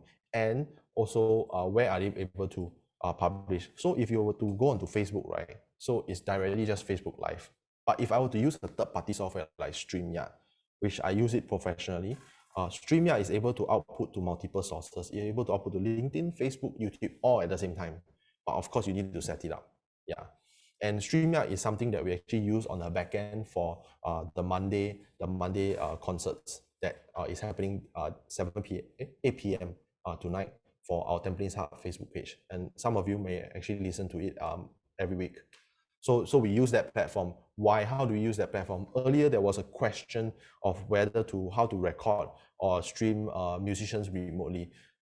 The beautiful thing about StreamYard is that it is able to stream remotely. So anywhere in the world. In fact, for some of my live stream work, I actually stream from America as well. So I'm able to take the feed from America and then stream it to wherever the client wants. So that is the beautiful thing about StreamYard that you could tap into, and it can just use a phone's camera. But the limitations is based on the person's bandwidth. What do I mean by that? It means that if their internet is bad, their feed is going to be bad. So that's something that you have to do. And I cannot repeat more and more of this. Test and test and test. For this live stream, we actually tested 4 times. Yesterday, we also tested. So to ensure that you have a smooth sailing experience, we want everybody to have a smooth sailing experience, especially this is a professional live stream. We want to showcase that, this is what we can do. And we want to reassure everyone that, as someone who is sharing knowledge right now, I know my stuff and I want to demonstrate what is a good live stream. So yeah, always test. So do you see there's eight different platforms, right? I'm not going to go into all different platforms, but there's so many of them, right? There's so much, but StreamYard by far to me is the easiest one to use for everyone. I've actually sent out StreamYard to allow people to actually test it out, and they found it easy. And of course, the beautiful thing is that you can output to multiple sources. So that is extremely good. But of course, if you just want to do it on Facebook, then so be it. You can just go directly on Facebook. And Facebook one is also very straightforward. Just live, and then you're done. If you follow all my technical setup, all my advice, you should be fine. And of course, you must refer back to Augustine's teachings, because I think it is very important to balance the content and the technicality at the same time. You can't have one and not have the other. It doesn't work that way. Yeah. So jumping back to some question. Let me see. Yeah, Roger. So I believe I actually answered a question in terms of best tool for online collaboration between musicians. Yeah. So StreamYard is actually a very good platform. Zoom is capable of that as well. Depends on what you like. So methods and timeline to promote the live stream. Yeah, answer that as well. Facebook, yes, Facebook does support green screen. Though I would say use StreamYard. StreamYard's green screen function to go through Facebook is slightly better. Yeah. Claire, what camera to buy? Your best camera is your phone. Actually, Augustine's feed was actually on an iPhone, which I think was quite good, almost comparable to my professional camera. Simply because the image processing on the camera is on the smartphones these days are very good. They are built to actually process image to make you look better, especially for live streams. It's the software and hardware being together. Whereas traditional cameras like mine, they don't have that. It needs to run through a computer, and the computer will try to communicate with the sensor to make it work. But sometimes it don't work that well as a phone. So that's something that you need to take note. What camera to buy? Any mirrorless camera between $500 to $1,000 is more than enough for you. But please, before you throw in so much money, please make sure that this is something that you absolutely need, because most of the time a phone will do. Even as a professional filmmaker and podcasters, there are times where I actually don't even use my big cameras. I just use my iPhone. It's because it's more than enough. Yeah. So this is something for you to think. What mic is good for outdoor? If you do not have the budget to buy expensive lapel mics, you could just use those very consumer ones, those that you can actually adapt to your phone. They can start from $50, or just use your phone. So a good technique is to actually be very close. If you realize that a lot of the vloggers, right, why are they so close? It's a little bit irritating because their face is so big, right? But it's actually for audio purposes. And there are mics out there called shotgun mics. They are actually hypercardioid mics that are hyper-directional, so they catch your voice. It's one of those mics, right, that you see when people filming, right? The sound guy who's like holding this is a boom mic. On top of that is actually a shotgun mic. Of course, theirs is broadcast level and professional standards. Those cost thousands of dollars. But for ours, our purposes, you can buy something that's as cheap as $80. It's out there. Just search lapel mics for phones, shotgun mics for phones. It's all out there.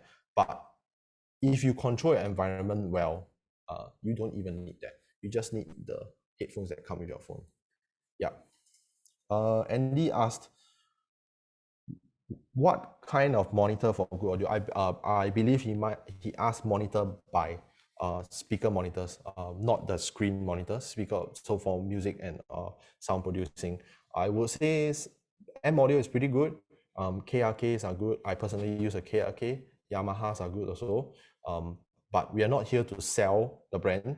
I'm just saying that it also correlates back to your location. So let's say if you're mixing audio, right, you're editing audio, you need to actually make sure that your room is already perfect for it. So see, it's the same thing as if I'm editing photos, right? I'm editing critical colors. Yeah, so I also need it to be color accurate. So all this.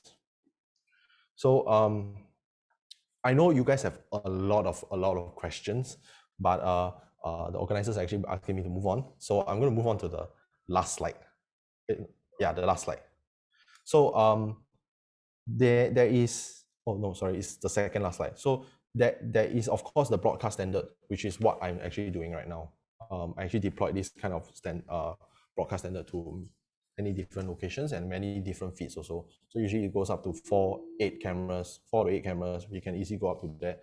It could be a wedding, it could be a corporate event, it could be a workshop. It really depends on what the client needs are. And of course, we use bigger cameras for that, because not just because we want to have a better image, because we want to actually document it and cut it later. So it has multiple functions. From the start of this workshop, when I started talking, I already told you the plus point about live stream is that you're able to connect with the audience. At the same time, you can document. That is the beauty.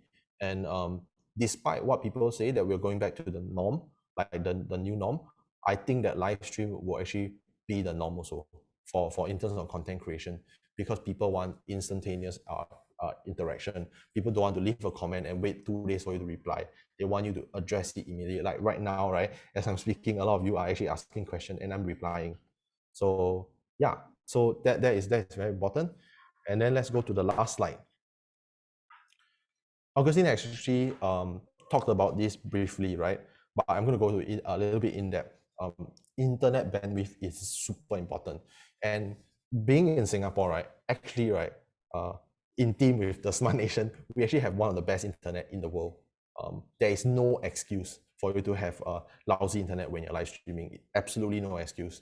So if I were to drop out right now, right, it will look really bad on us, because we are supposed to be professionals. We're supposed to teach this stuff, and then we don't have a stable internet. So always make sure that your internet is stable.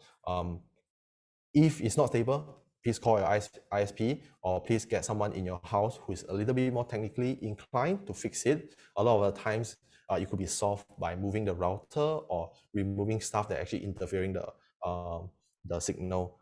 A lot of concrete walls actually block the signal. So move your setup to the closest that you can to the router. And if you're using a laptop or a computer to actually help you with the live stream, use the Ethernet port. Ethernet is always better than Wi-Fi.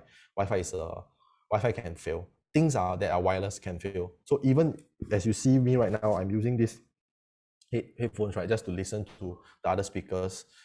It's simply because I do not believe in wireless transmission in terms of audio that is critical. So if I want to get a direct feedback, I don't use wireless, because it might drop, signal might drop, things happen.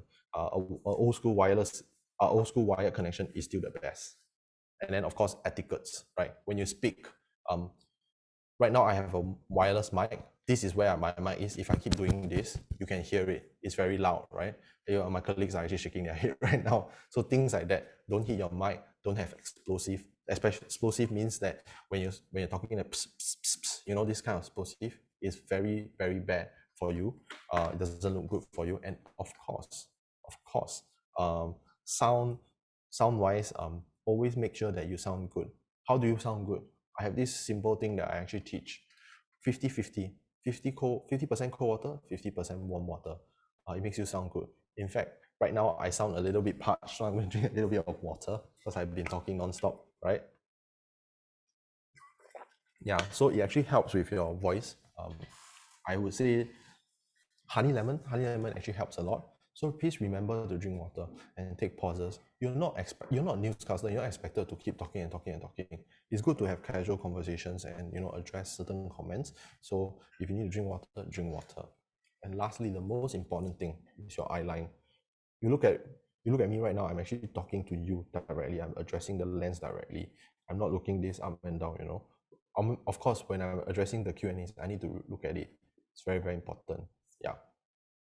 So just before I move on to the next session, which is the Q&A, I just want to address a little bit more on like how live stream is very, very effective in communications right now. As of now, right, we have almost 500 people in the room that is actually listening to me blabber on about live stream, and we are actually having a back and forth conversation. I think that is fundamental to what live stream is, and I believe that there will be more and more people doing sharing about live stream. Last year, I actually conducted a live stream about this uncle who actually sells quail eggs, and it was a very, very simple live stream, but the engagement was so good. the beauty about video making and about like live streaming all this, right? It allows people to connect on a level that has never been before, right? I never thought that I would be interested in how QX will be made until I did the backend for the live stream. So I think that all these are fundamental, and going into this is that you need to understand what Augustine said is very important. Don't look at the numbers. You can have five watchers, 5 viewers that day, and you can have another 500 the next day. It's different. So don't really let the numbers bother you. When we started, we also didn't have that numbers, to be the top English horror podcast in Southeast Asia. We don't have the number. What we started was a very pure intention of telling ghost stories. Same thing for everyone. Perhaps you want to share how you do your gardening, in the morning, how you run your own urban farm, how you run your own, I don't know, like vehicle business, things like that, like or like if you're a private hire driver, how you go your day to day. People might be interested about that. It's about amplifying your voice and finding your community and niche out there. I think that is very, very crucial to content creation and to live stream, to everything that has to do with content. Your intentions has to be pure in a sense whereby you want to connect, not for the views. You're not going to be another, like, I'm not going to name names, but you're not going to chase for numbers. You're not going to do things for numbers. You're going to do things because you want to reach out to your communities. It's good to know the techniques of getting numbers, but the most important thing is authenticity. You can't lie about that. Especially right now when I'm addressing you as a live streamer, you can tell I'm being authentic. I'm telling you a story that is true. So people can tell. So essentially online people can tell. And always be very careful of what you share and what you talk about online, because everything lives forever online. So with that, I'm going to move on to the Q&A, and someone will take over from here.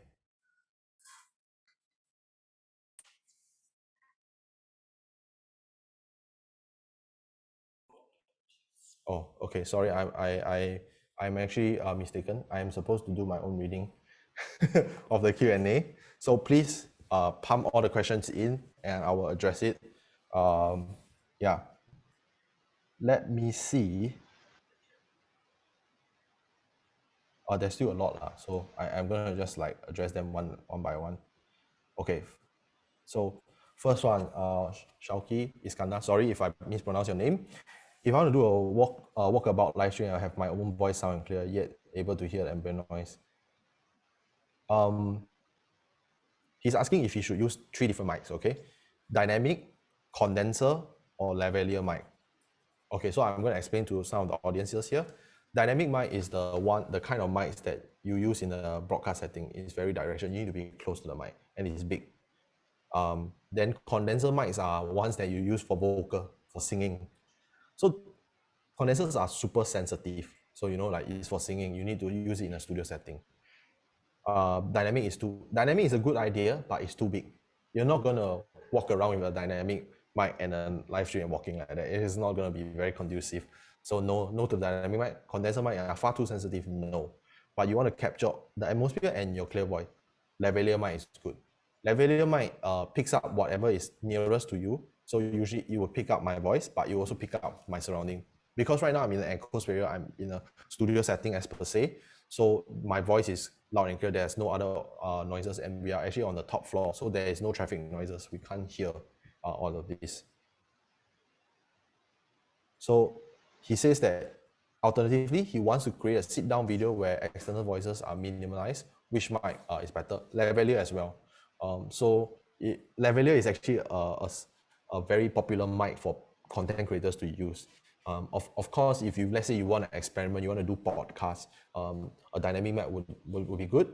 And if you don't mind it being in the shot, I think that will look good, because dynamic mics usually they look quite good. But of course, there's some form of investment needed. Lavalier mics are the cheapest by far. And I know that there are people who actually use lavalier mics to do podcasts. Not say it's impossible, it's possible. Can I comment on OBS? OBS is great, but unfortunately there is a learning curve.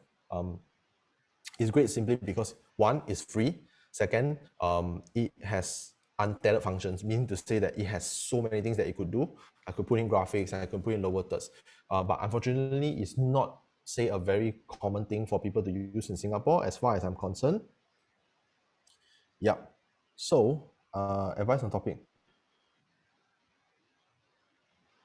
Yeah, Kiwi, I actually addressed it just now, but just for you, yes, Facebook has copyright for singers. You need to clear it with what I believe Compass. Compass is the IP organization that actually handles most of the singing IPs in Singapore.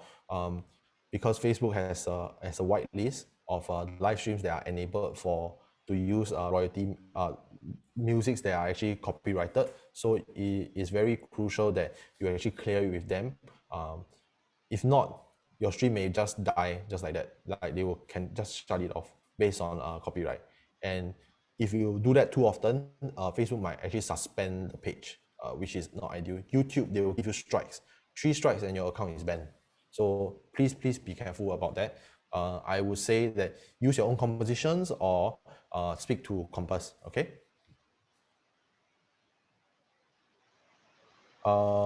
Yes, yes, live stream do include several mistakes, and if you can see throughout this whole live stream, I'm not perfect. I do make a few mistakes, but you don't ramble on it. You just go through it, move on with it. Don't talk about it. Just flow with it. People forget just like that. It's okay. People forgive mistakes. What will be, in my opinion, this is from Z, in my professional opinion, what would be the best timing for live stream? In my opinion, it would be between 7 to 9, where the sun is not as high and is slightly softer, and about maybe 5 to 6:30, because people are coming back. So the evening time is a little bit tighter. And of course at night, I love streaming at night. Between 9 to 11, where people are very relaxed, they want to sleep. That's where I want to go live. Yeah. I've used more. I found this latency. Okay, latency could be bottlenecking. What is bottlenecking? Bottlenecking, as its name applies, is something that is actually stopping your bandwidth from reaching its maximum. So, for example, it could be a couple of things. Could be right now, right? My camera is actually connected to a HDMI out, and it's going into a stream device. Then the stream device is connected to a USB-C cable back to my computer. So there is a slight form of latency, like maybe 3 milliseconds. So that is a little bit of bottlenecking, but it's the fastest you can go already. Sometimes it could be a cable, sometimes it could be the camera. So for example, your camera is using, I don't know, USB 2, something that's very old, and your laptop is capable of supporting USB 3, right? So it's a little bit too slow for it to handle. That's why I always mention to you guys, test and test and test and test. You will have to find out, you have to find problem lah. You have to find problem with your setup to make sure that it is smooth. And it's also good to use that time to actually rehearse. I don't have a script. I only have points. Augustine is the same thing, but we always rehearse. We rehearse to test the technical, and we rehearse to test the content. So all of these are very, very crucial. Yeah. Is GoPro cam suitable for live stream? Yes, GoPros, the newer models for GoPros, they actually are built for live stream. Though the battery life is not as good. It really depends on whether you are comfortable with carrying that much batteries on you. I wouldn't suggest using GoPros to live stream because the microphones are not as great.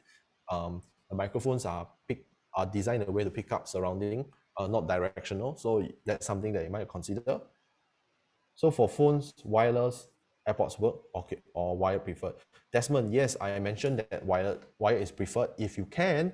I've tried, AirPods do work. There's a slight delay, 5 milliseconds to be exact. I do own a pair of iPods as well. So yeah, there you have it. Can you spell the brand of mics you mentioned? Cannot hear your pronunciation. Sorry about that.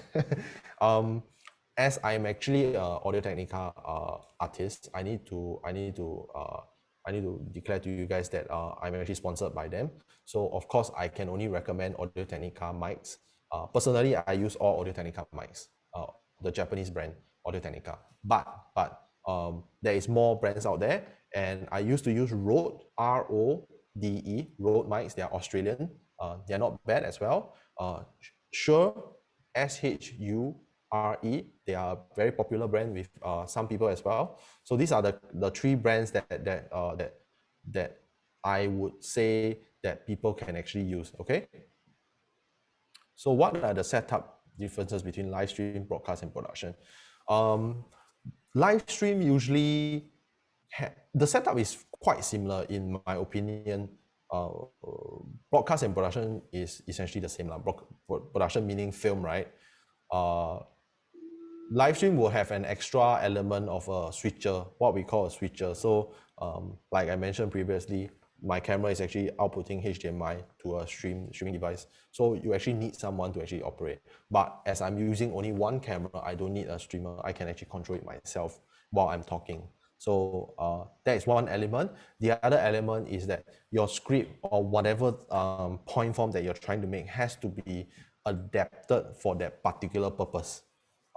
Meaning to say that a normal TV or film script content would not necessarily work for live stream because a lot of them requires cutting. But live stream, everything happens live. So everything has to be rehearsed and everything has to be perfect. Yes. So can you monetize your live stream? Yes, you can. Facebook, YouTube can be monetized. Actually, YouTube recently, they just launched a sticker thing where people are actually able to tip you like they do on Twitch. Yeah, so that is definitely something that you can look about. But then again, remember your intentions. You're not there to make money. You're not there to be the next person that makes $10 million. Let's be very practical here. You're there to share a story. The money will come eventually. In fact, I'm not making a lot of money being on YouTube as well as on Spotify. But the point that I'm trying to make is that the story comes first, then the money will come. Yeah. Okay. Any recommended platform besides Facebook? I would say YouTube is actually a very good, very good platform to use. It's the oldest video platform, that social media platform that's out there. It's the hardest to penetrate.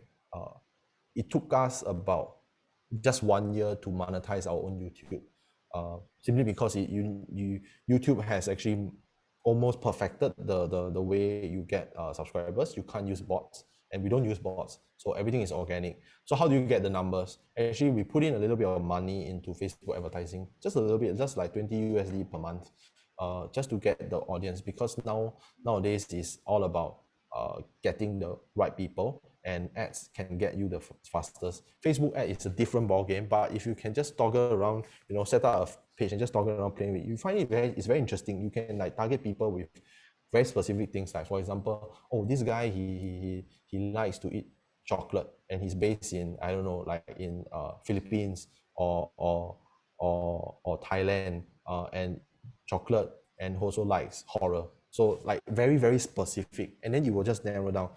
And it's kind of scary because Facebook knows all this information about you. So yeah, you just experiment and try it out. How would you advertise your live stream price? Instagram, Facebook, all the platforms. Like there's so many platforms that sometimes I can't even remember them. Your sponsor mic again before, okay. Technica, Japanese brand, Audio Technica, okay. I'm using an Audio Technica lavalier right now, but I have to say, I have to be very clear, I am sponsored by them, so my opinions are biased, okay. Sam asked actually, StreamYard can do remote. Yes, StreamYard can do remote. There are other platforms out there that can do remote, but I believe that StreamYard's, in my personal preference, is one of the best ones because it actually records while you stream. So it records not to your computer, to their cloud. Then when you end the stream, you can actually download it back. Yeah. So this is actually a very good software to have. Not all live streams are remote. No, unfortunately, not all live streams are remote. Some live streams are just like that. You can't actually get a remote feed. Yeah. Zoom can, but like I said, Zoom is not really just a live stream platform. It's also a collaboration platform. It's the best of both worlds lah. But then again, Zoom is actually, when you record on Zoom, it records in a way where how your screen sees it. So right now, if I'm seeing this deck Q&A, you record the Q&A and my face small, but you won't record separate tracks. So I cannot have the flexibility to just cut it out like that. So it's your poison. You have to see what are your needs. Whereas OBS is able to do that. So you can just, if you just Google OBS is fantastic. Yeah. More questions. Okay. How do I even do a live stream from the beginning? Simple. Grab your phone, go onto Facebook and live stream. You know, the funny thing is that yesterday, as I was walking around my neighborhood, I actually saw a couple of people actually just eating at the void deck and doing live stream, and then just reviewing the live stream to their friends. I was like, wow, how on point. It's very, very interesting to see people actually adapting. And these are like just regular people like you and me, like, you know, like just sharing with their friends. Maybe it's not a public stream. It could be just a stream to friends and family. It could be them trying to, you know, like get close to family despite, you know, this pandemic and stuff. So can I explain the rule of third again? Can we bring up the slide of rule of third, please? So if you look at the slide right now, okay, the rule of third is actually just grids. So 2 grids vertically and 2 grids horizontally. So I'm actually framed using the rule of third right now. I'm right in the middle of the camera. So if you put 2 lines this way, right, you can see me in the middle. Rule of thirds are actually guides to help you frame. Even at a professional level, I still employ the rule of thirds to help me frame sometimes. But as you get better at it, it becomes part of your visual memory. You just remember how to frame it. So every camera, when you switch it on, you will have the grid. That is what we call a rule of third. So it's a very fun exercise. After this live stream, maybe go out to your neighborhood and just take some photos of the surrounding. Take some photos of our beautiful HDB flats. I think it's really nice. So use the rule of third to frame that in the middle. You could put them in the middle, can put it on the side. It really depends on your context, right? But if right now, if I'm doing the live stream right now and I'm on the side, it will be very weird. You will think that, oh, I'm actually not confident, and actually I don't know what I'm doing. But if you realize, a lot of time when you watch documentaries, you know, they're always on the side and they're angled. They're not addressing the camera. They're talking to someone, because it's trying to establish that you are entering someone's private life and you're given this access as the camera, as the viewer, to see that person, and there will always be an interviewer. So that is different ways of using the rule of third, right? Okay, I hope that explains it. Can I elaborate how remote work for StreamYard? Yes, I can. So what StreamYard does is it uses the bandwidth of whatever's available on individual speakers. So for example, right now I'm in Singapore, then Augustine is in New York, right? We are both streaming at the same time, and I'm talking, he's muted, but we're on the screen at the same time. We are each using our own bandwidth, corresponding to the cloud server of StreamYard.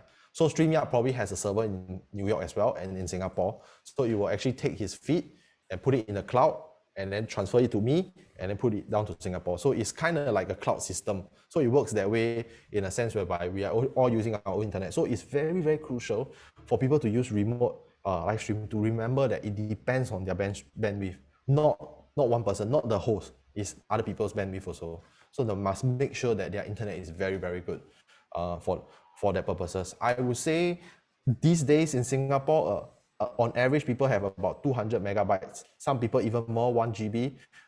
That is more than enough. But just because you have a fast internet doesn't mean you have a stable connection. That's 2 very, very different things. You need to remember a stable internet depends on your connection. Is your fiber connection good? Well, I'm not an ISP provider, I'm not an ISP technical person, but I do know a little bit about networking in a sense whereby, you know, the cable that it connects to from your router to the fiber out, the ONT thing, that cable is actually very fragile. It's actually glass. So the technician actually told me before, don't bend it, because if you bend it, you might actually throttle your speed. You still have internet, but you'll be slower. So some of you who are facing actually internet issues at home, you might want to look into that. Just buy the cable, I don't know, from Challenger or something. They have replacement cables lah. So just check through your internet, make sure your internet is working, and worst come to worst, get everyone to switch off internet. That's the best case. Switch off all the internet while you're streaming, no interruptions. Okay? All right. Would you say live streaming is not much of a challenge for intro? I think that's a very good question. I'm actually an introvert extrovert. I'm extrovert when I'm needed, because my job requires me to be extrovert, so I'm extrovert. I'm introvert because I am an artist and I'm a creative. So I'm slightly, in a sense, introvert in that sense. But I believe that public speaking can be nurtured, can be taught. I wasn't this confident the very first time I do. In fact, my colleagues, they know that I screwed up quite a bit of live streams before. But practice make perfect. Just know that it's okay to make mistakes. Ultimately, we are all here to learn. That's the whole point of having this stream with NTUC LHub. It's very important to embrace the fact that you are learning also. You're not going to be a perfect YouTuber in day one. Even the best YouTubers or the best live streamers, they make mistakes from time to time. So you got to embrace that fact. And if you really set your mind to do something, right, introvert, extrovert doesn't matter. I know of introverts who actually can talk. Actually, I've actually interviewed a couple of introverts that are excellent speakers.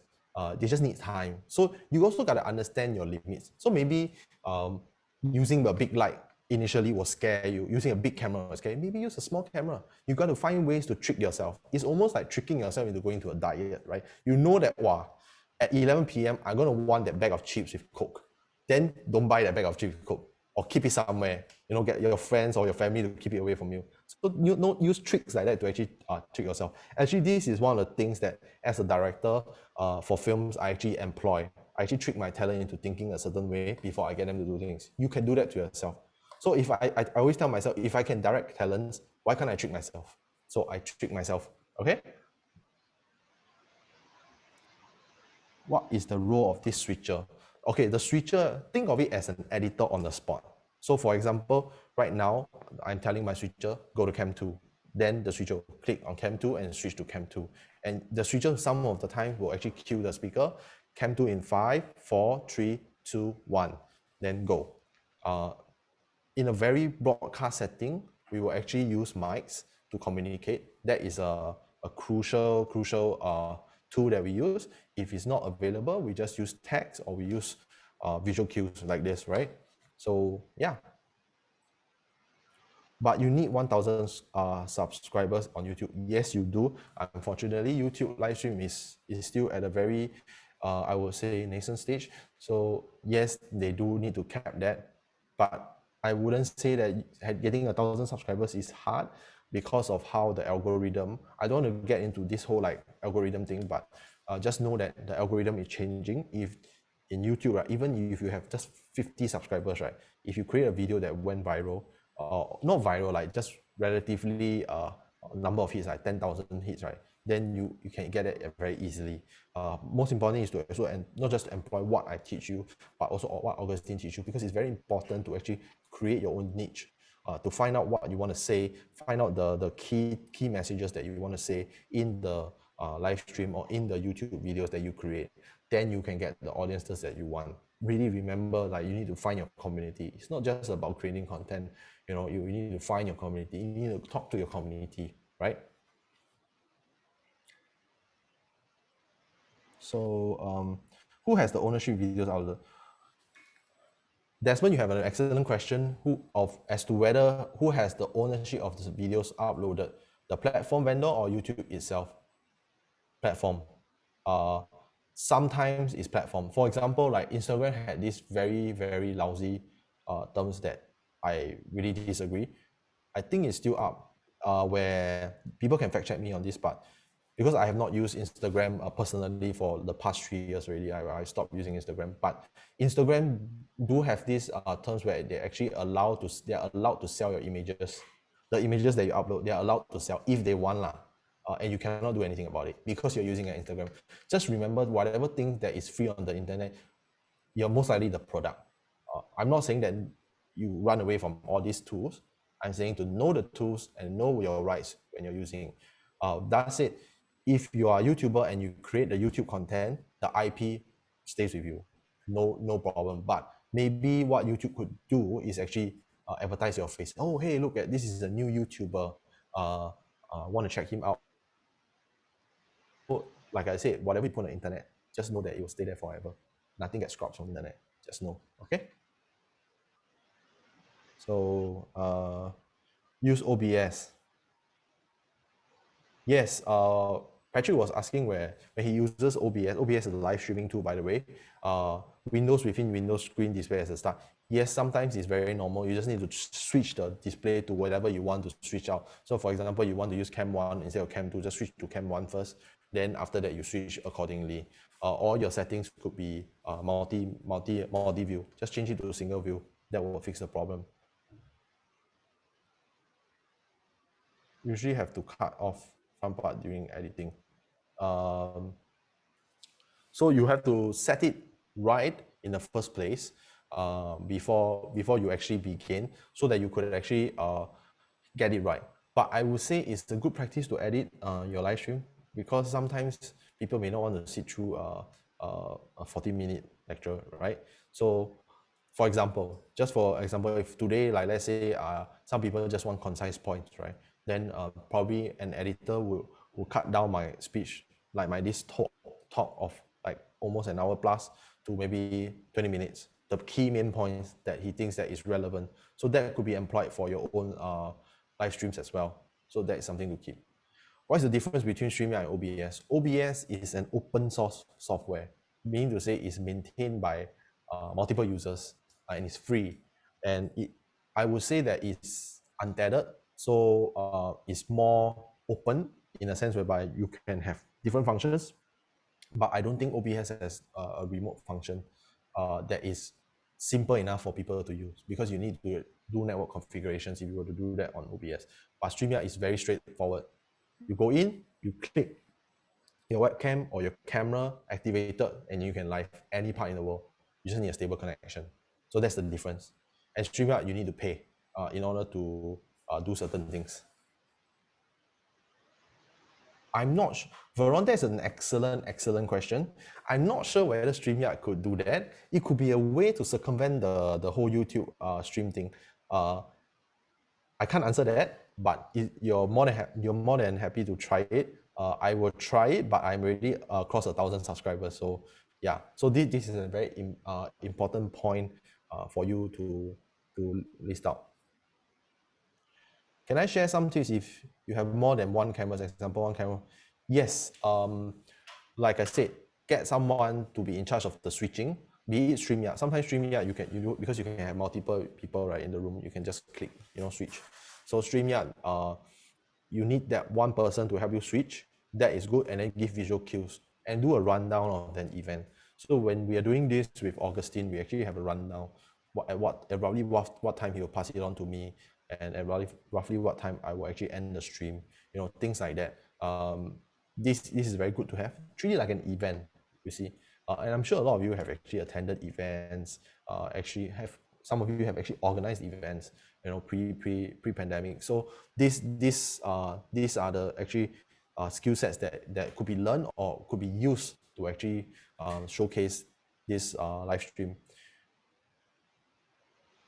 StreamYard works also. So if you were to use StreamYard for this, it works. Zoom works as well, but you need multiple computers for Zoom and StreamYard also. For if you were to using a broadcast setup, then yes, you can just do like one computer. But generally, we always have backups. We are always ready. So let's say if this computer breaks, I have another one ready. Does all platform, YouTube, Facebook? I don't think, unless it's as a YouTuber, unless you're using your own YouTube account, you can download videos that you have live streamed and uploaded, no problem. Facebook, I believe the same case as well. But if you're downloading other people, then you have to get permission, or you have to just rip it off. StreamYard, yes, definitely StreamYard. They'll upload to their cloud. So now I've actually managed to answer all of your questions, all 100 of them, 106. So I mean, do keep them coming. I'm open to more questions, but I'm gonna just like brief through again on like what I've mentioned. So let's go through one more time, but I'm going to briefly. So can we go to the very first slide for me, branding? So this is for your benefit. So branding is extremely important. Yeah. So as a live streamer, if you were to brand yourself, and I'm on this show right now, and if I were to use a non-virtual background, right? I don't have a background right now. I'm like it's just gray. I'm actually already off topic already. You might not know that I'm a speaker, you know. So it's always good to use the elements, the backgrounds, or whichever, like the text, the colors, all these on brand. Even dressing, right? Dressing. That is very, very crucial. So for example, for my Ghostmax podcast, I need to actually establish that I'm a horror podcast. So if I were to open up with very, very like, you know, big gestures like, oh, hi, welcome everyone, you know, very happy, without setting the mood, you wouldn't know that I'm actually doing a horror podcast. You'll be actually confused. What is this guy doing, right? And then we also mentioned about captions, auto captions. Facebook has this function called auto captions where you can actually auto cap, and a lot of software, YouTube also, they also have auto caption. Zoom also have auto caption. And I mentioned that how like pronunciations are important, but not to worry. Don't be worried. Every Singaporean has an accent. It's okay. Technology is catching up to actually mitigate that. Just know that there is auto caption. So try to pronunciate the things as clearly as you can, so people who are actually using captions will be good. Okay, so moving on, I also talked about live stream, the practical elements of live stream. I talked about rule of thirds, how you should frame, how you should use the grid that is actually come with your camera, and whether to use vertical or horizontal video. Most of the time, Facebook, Instagram, or vertical. Zoom, debatable, depends on what are you trying to do. Let's say if I'm right now, I'm trying to do like a teaching right now, right? Then I should be on vertical. No, sorry, horizontal. So I should be on horizontal mode. And then of course I talked about lighting, right? Lighting. The key to actually getting good light is to know when the light is softest, in a sense whereby it's not too harsh. For Singapore, almost on the equator line, yeah. So light gets slightly harsher at as we progress through the day. As actually right now at 11, right, it's super harsh already. So the good thing is that we have actually pulled off all the blinds, and I'm actually using one light source. So all this lighting is it's crucial to know where the sun is at your place. It's your place, right? You can just take a look. And also the sun moves, right? So I mean the earth spins, right? So the sun location will be at different direction across the time of the year, across years. So sometimes you look at sun, there's phenomena such as like eclipse and stuff. This is because earth is moving, yeah. So we also look at that as filmmakers and creators. How do we actually make use of the earth's rotation and the sun and the direction? All these actually play a matter. So you need to actually notice all these things. Moving forward, I also talked about lighting directions. So right now I'm actually using a frontal lighting. I'm going to show you again. So this is what happens if I switch it off. Okay, my face is actually very dark right now. It's not well lit and stuff. So I'm going to on it back because I am actually backlit and there's a top light on me. So it looks very harsh. So what I have is a frontal light, which is softbox. So it's actually diffused. You could achieve that even with an IKEA lamp. Use some tracing paper to put over the IKEA lamp, and then your light will be soft. If not, it will be very, very harsh. Yeah. There's different scenarios, backlight or side lighting. Most of the time, we're going to go for side lighting. The reason that I'm going for a frontal light, a direct frontal light, is because I have a virtual background. So if I'm lighting from the side, the light may not be enough for the virtual backgrounds, and the key will look very bad. So that is one of the reasons that I'm actually doing it. Most of the time when we are actually doing live streams, we usually either using frontal lights or two sources. One key, which is the sunlight, and then a slight light to actually lift up the shadows on my face so that I'm actually well lit, or my shirt, right? Because my shirt is slightly darker. Okay, and then we move on. We talk about audio. Yeah, so we talk about the different kinds of audio techniques that you could use. The first one is to actually be closer to your audio. Yeah, is to be closer to your audio. You can actually talk as close as to your mic as possible. So you know, this way, it makes your head very big, but it's really a balance. Like I keep mentioning, like two things, right? Test and balance. If your head is big but your audio is good, so you need to balance, you know, which one. And of course, most of us will be doing live stream in a controlled environment anyway. So if you have a good control, you need to look at what time is the noisiest in your place, in your workspace, what time is the best light, what time where the internet is the strongest. Sometimes that happens. I have friends who do that also. And then you need to be very polite, especially when you have multiple listeners, multiple speakers. For example, if I'm talking right now and Augustine cuts in, it's a little bit rude, or the other way around, it's the same thing. So that's something to do. This is not a Zoom call, we, in a sense whereby it is not a meeting call where one person speak and everybody speak, and then people like, oh, sorry, you go ahead. It looks and sound weird, right? So you need to do a little bit of notice on that. And of course, the audio direction, the closer you are to your mic, the better the sound you are. That's why I employed this, this mic. I deployed this mic. It's a lavalier mic. It's connected directly to my camera. The mic is very close proximity to my voice, so I can get the best audio possible. And I'm in a room with a lot of carpeting and a lot of cloth, so the reverb is actually good. There's no echo. It's actually very clean. So all this actually absorb all the reverbs that's bouncing off, because when we talk is sound waves, right?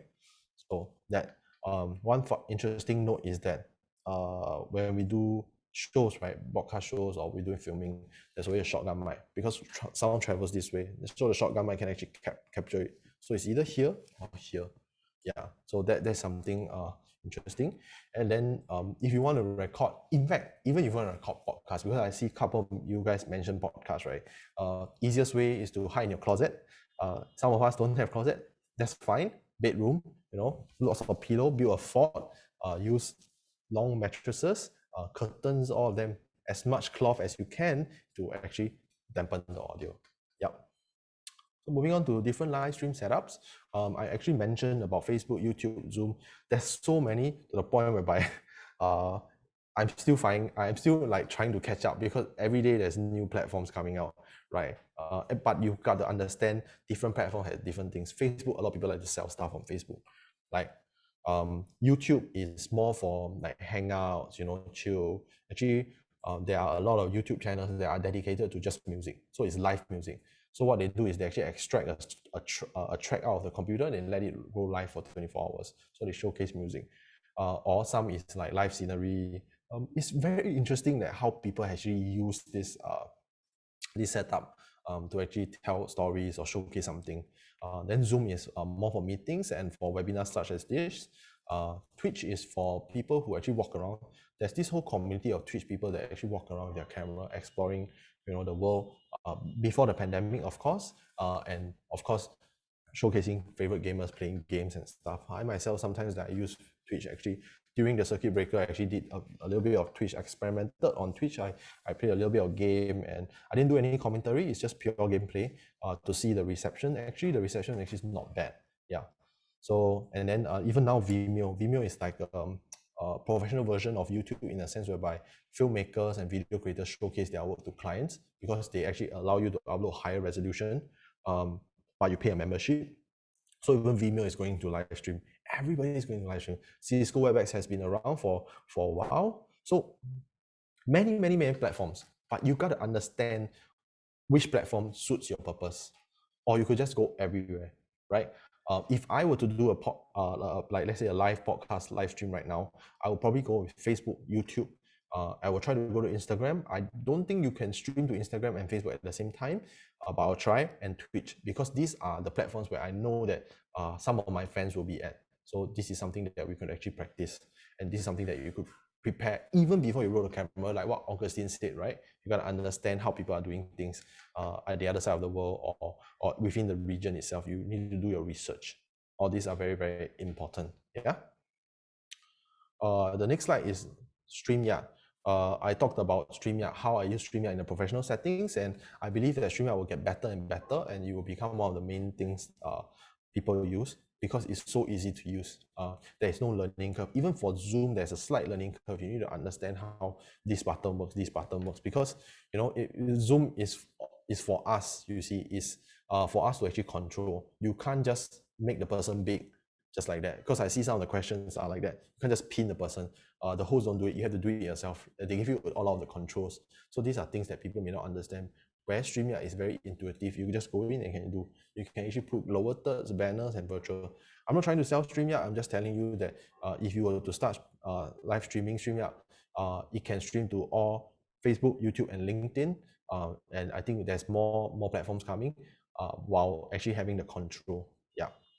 So that is a remote kind of podcast, remote kind of live stream settings, in a sense whereby you can just live stream anywhere in the world to any platform that you want, as compared to the broadcast standard. So the broadcast standard is actually very similar to remote, just that we use bigger camera, use bigger lights, and better audio. So I touch on that. There's Zoom, there's YouTube, there's Twitch. Actually, it's very similar. It's the output platforms are actually identical. It's just the technique that we use. So maybe instead of having one camera, I have two cameras. So if, for example, I'm doing unboxing videos, right? I probably have a second camera on top to see my hands, to see what I'm doing right now. So to actually unbox. Then the switcher can actually switch in between that, and you could really put a third feed, right? To another camera. Showing the studio as a whole. So some gamers, they actually have three cameras, one for their reaction, one for a wider shot, and the third one to connect to whatever device that they are on, PS4, Xbox, computer, whatever. So they can actually take a feed from their computer and then they can play games. So things like that are actually on more of a broadcast standard. Then moving on, this is actually the last slide that I actually talked about, the essential things that you need to know about live streaming. You need to know that your internet has to be stable. In Singapore, there is no excuse for lousy internet because we have one of the best internet in the world. You need to be as close to the router as possible, be wired in if you're on computer as much as you can, if you can. If not, just be very close to it. And then if your internet is still spotty, probably do a technical check with your ISP, or check with your friends or family that is more technically inclined, and then just ensure that you are using the internet at the best time, or get someone else to get off the internet so you can actually have a smooth stream. All these can be tested, test, so that, and then you balance it. So if you have bad internet at a place where the light is very good, maybe you move back further, then maybe the internet will be slightly better, but you have slightly better, worse light. So it's all about balancing, it's making decisions, right? Like, so which one do I lose? You know, you can't have best of both worlds, but you try to achieve that as much as possible. And then of course the sound, the etiquette on sound is very important, because when you're talking to another live streamer or someone who's on your stream, the last thing that you want is for people to actually cut you off, or you cutting people off. So you have to be a very polite person and just mute. Right? These are things that we're actually learning. In fact, when we first started out, we also learned, because this is the new normal. So this is how people communicate now. So these are things that you need to learn. In fact, I believe that they will teach in schools in the future, because this is the new mode of learning. So you need to learn how to use the tools before you even start learning. So this is the normal etiquette that people should know. And additionally, if you have guests or you yourself, it's always good to go with the 50-50 rule that I mentioned. The 50-50 rule meaning to say 50% cold water, 50% warm water to soothe your throat. Yeah, so this will actually make you sound better on camera, and your lips won't look so dry. Lastly is the eye line. I mentioned about how you should look at the camera when you're addressing someone, your audience, so that to establish that you're confident and you're actually paying attention and you're giving respect to the person that you're speaking. Treat this as a person. You don't talk person cross-eye, right? You must look at the person when you talk to them. You know, that's basic courtesy. So things like that actually translate to the digital world. So yeah, I think that's about it in terms of the recap. I will take more questions now. Let me see. Wow, that's a lot of questions. Okay, very good. Is StreamYard as good as Google Hangout for live streaming? Okay, I'm not particularly familiar with Google Hangout for live streaming, but I do use Google Hangouts for work. I would say Google Hangouts functions a little bit like Zoom. Zoom is you know, like when you record is you don't have the control like what I mentioned. I think Google Hangout also have the same thing. StreamYard allows you to record, in fact, both video and audio. So you can separate it out. So you can actually, if you're a musician, you know, that's great news for you. You can separate out the audio and you can do some music, you know, some mixing to it. StreamYard, I believe the maximum amount of people you can have on the stream at one go is about 10. I don't think there is a limit for Google Hangout. I think the limit is very high. Yeah, so if like I said, balance. If like limits are something that you actually like aware of and you need to understand and you need to, like, let's say, negate. For example, you want to be above the limit, then okay, then probably Google Hangout is something that is you. So don't be restricted by the tools. Just use the tool that's right for the job. So if let's say you want something that can record both audio and video and you don't have more than 10 people, then StreamYard will probably be good. But it's also good to be always updated on the latest versions and iterations of the software, because they always keep improving. These are technology that we're talking about, softwares. They're always improving. So it's always good to, you know, read out on them before you use them. Okay, Xiaoping asks, can you share some tips if you have one more camera? Yes, I think if you want to showcase on how a product works, right, I would say a top-down camera would be very good. So you could just like put, even just using a smartphone. In fact, a smartphone is easier because it's less bulkier.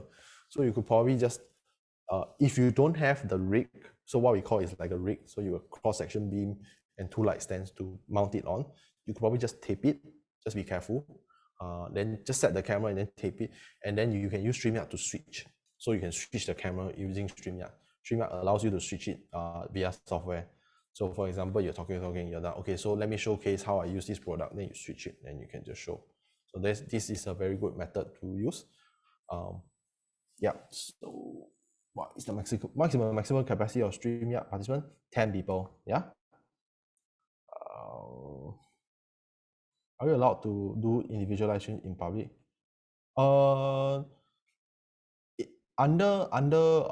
From what I understand of Singapore's media law, the privacy still applies. You're not allowed to actually stream other people's likeness without their permission. So if you want to stream people, please ask for permission. I don't think it's just something about legality. It's about basic courtesy and basic human rights. You wouldn't like it when I shove a camera in your face, right? Of course, our friends in the Western Hemisphere, they do things slightly differently because their laws are slightly different. They can do that, but I don't think we can. It's actually considered harassment. So when you want to film someone, please ask for permission. Can I film you? If they say no, then sorry, it's okay. Okay, I'll move on. Yeah. So these are things that you need to practice. Actually, a lot of the knowledge that I'm actually passing on to all of you is a lot of basic courtesy knowledge. It's not really about the technical. Technical is just one part, right?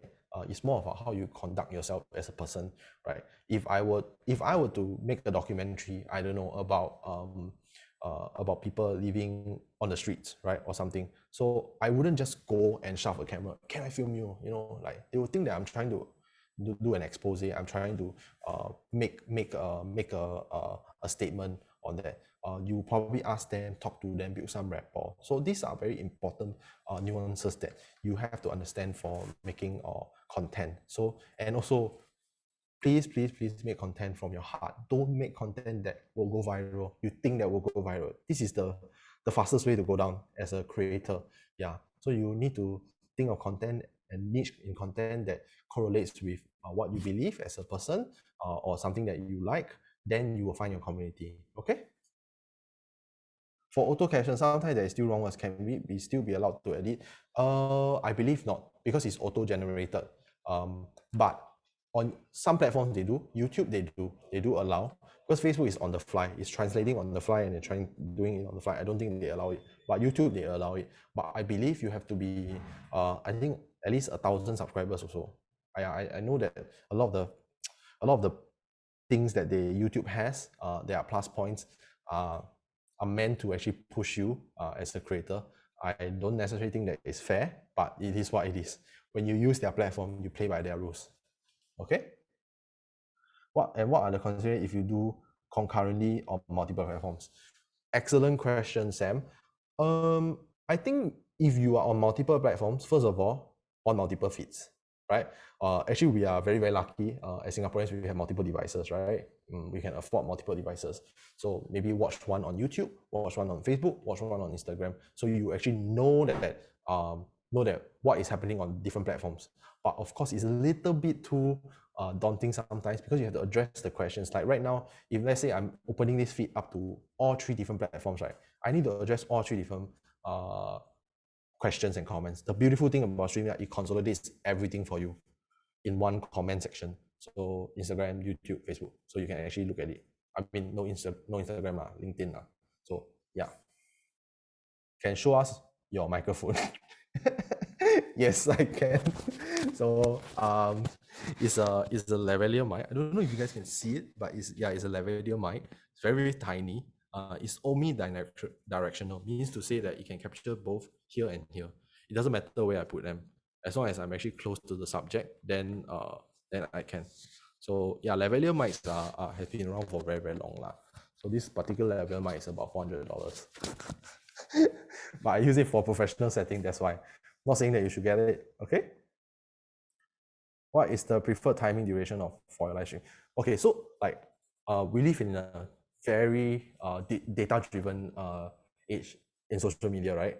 I know like this is just about live stream and technicality, but I'm trying to share as much knowledge as I can, so please bear with me. To determine on what will work and what will not work, right, is based on data, unfortunately. When I was starting out, I didn't care about data, and actually it didn't do well. My content didn't do well, but then I started paying attention, right? Hypothesis of a thought is good. It's good to have. Like you think that your listeners will tune in to you at 9 p.m., but it may not be the case.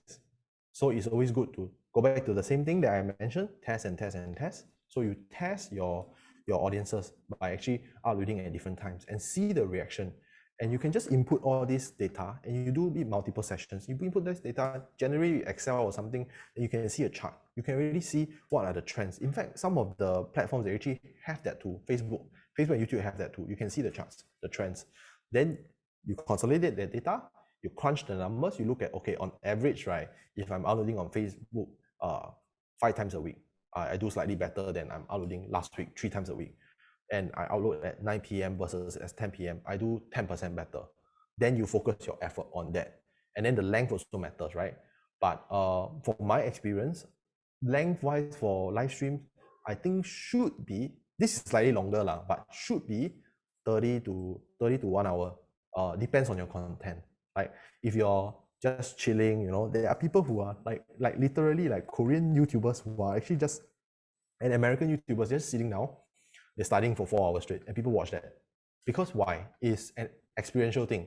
So most of the people who actually watch that are late night people who just like to chill, just use their computer, and then they like that there's this white noise, somebody's like typing on the computer, sometimes like after half an hour say something real quick. They like that companionship, that digital companionship. So it really depends on your content. Like for example, food, you don't expect food to be cooked so quickly, right? So about an hour. Selling of stuff, hour to hour and a half. Really depends on your content, and look at your references. Then based on that, you do an hypothesis. You test whether if your hypothesis is right. And most of the time we are wrong. Then you, based on the numbers, you adjust. You keep changing and changing and changing and changing. Yeah. So I actually teach this kind of data analytics to people as well. This is the first thing that you actually must actually understand as a creator when you're starting out. Yeah. Let me see. Auto caption, StreamYard, and software encoder. Hardware. StreamYard is a software encoder. Yes. Do we need a high spec? No. You do not need a high spec computer. It's running off their servers. But of course, what you need is a good laptop with a good webcam. I think that's the most important thing, and I think most of the time we have something decent. In fact, just use phone. StreamYard can use phone. Phones are the best because their processors are amazing. I cannot stress that enough. Really, as a filmmaker, I can tell you that. I've used cameras that are like $50,000, and none of them can beat the image processing of a smartphone, simply because it's built for that simple purposes. Like you see, use cameras, some of those China apps, the Meitu, they can actually make your face very, very beautiful, right? that's all image processing done on the phone, not on the camera itself. Yeah. Okay. If you, Andy, if you want to, like, let's say use green screen, it will be hardware intensive, because you will use your computer's graphics to try to generate the background with the green screen. So that is hardware. But StreamYard majority, if you're not using green screen, is a software thing. Thank you, Priscilla, for the kind words. Stream properties. I think Facebook is very, very good. I've actually have friends in Malaysia that are realtors also. So they are videographers. They have actually changed their method of selling. So they actually went to learn videography as a realtor, and then he does a live stream live. So he actually used his iPhone to do it, and then he mounts it on one of those gimbal. I think these gimbals are getting cheaper and cheaper. Like I think like 50 to 100, depends on the brand. And then he does like an entire walkthrough. And it looks very smooth. It looks super nice. Of course, it's in the day with light and stuff. Like, so you walk through the whole house as if you were him. And then he talks as he does it. I think that's an excellent way to sell a house. The house looks beautiful. Of course, there's rehearsal. I know that he actually does a one whole walkthrough without recording first. Then he actually do it for real. But of course, he do it via Facebook Live and YouTube. But like I said, StreamYard will work very, very well. But you need to ask yourself, what is the reason of live streaming it than showing a recorded version? Are you trying to auction a house? if you do, yeah, it's something that is super new, because I have not seen someone auction a house like those Facebook auction. Okay, like this Mr. A is buying this house at $100,000. Mr. B just offered 110. Mr. C offered 150. I don't think people do that, but it will be very, very interesting if someone does it, and something that is new, because I have not seen that. I actually one of my colleagues actually is a live streamer who sells stuff online. I actually asked her what's the most expensive thing that you have sold. She told me she sold a car. So the car fanatics out there, she sold a GTR with $100,000. So I think it's interesting, because it's things like that people have not seen, right? You probably get the attention. Mothership will probably write an article. Singaporean man's live streams the sale of his flat, something like that, right? So these are actually niche that you need to watch out for. Like, oh, nobody has done it before. It's interesting, not in a bad way or sense, like you go out there, you strip naked and you run around the streets. Not that kind of, like, but in a very interesting way. So always remember, yeah, look out for things like that. Yeah. NTUC will be uploading record. Yes, that they mentioned 2 weeks from now. So watch out for that. Thank you very much. Wesley, short learning channel, learn and experience. I mean a short. Oh, okay. This one I'll leave to the admin to talk to you. Okay. Bridget Low, permission to get Michael Jackson songs go to which agency? Yes. I think you need to find the right people. Just Google Michael Jackson and see the publishing, and then you can Google the required information from there onwards. But I can tell you, with my experience in using music for productions, using one single time use of music can be expensive as $50,000 to all the way to hundreds of thousands of dollars. So that is something that you need to keep note of. Okay. Let me see. What's my YouTube channel? Sorry, NTUC, if I'm not able to do this, but since they asked, my YouTube channel is We Are Hantu. Hantu as in the Bahasa word for ghost. So this is a Southeast Asian horror podcast that me and my partner actually has founded. Okay, so thank you so much for allowing me to shout out. Does this TikTok have a live stream platform? Not at the moment, but I think so my colleague said yes, they do. Okay, then they do lah. Because as you can tell, I don't use TikTok. But yeah, it's actually a good question. But I don't think they actually have integrated with StreamYard yet. Yeah. So other live streaming platform, like for those that are very shy to show your face, Clubhouse is actually a very good place to start. I know that Clubhouse is only available on iPhone. I understand your frustration. The people that I want to speak to, a lot of them are on Android. I totally understand it, but they are working on an Android version.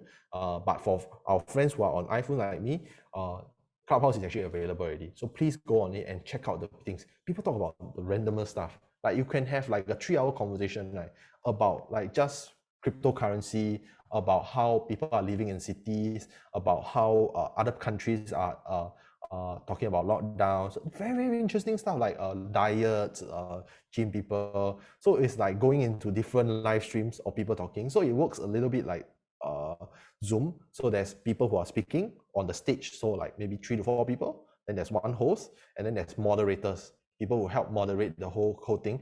Then there's the rest of us who are the listeners, right? You can just listen in. You can drop out anytime. So you listen in. Then you can ask questions. You can raise your hands like Zoom. So I think that is very, very interesting to have.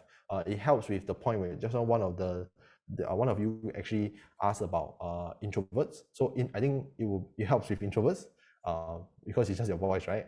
And it's also allows you to multitask. You see, video we need to pay a little bit of attention, but for audio you can just listen, you can do your stuff. I think that's excellent.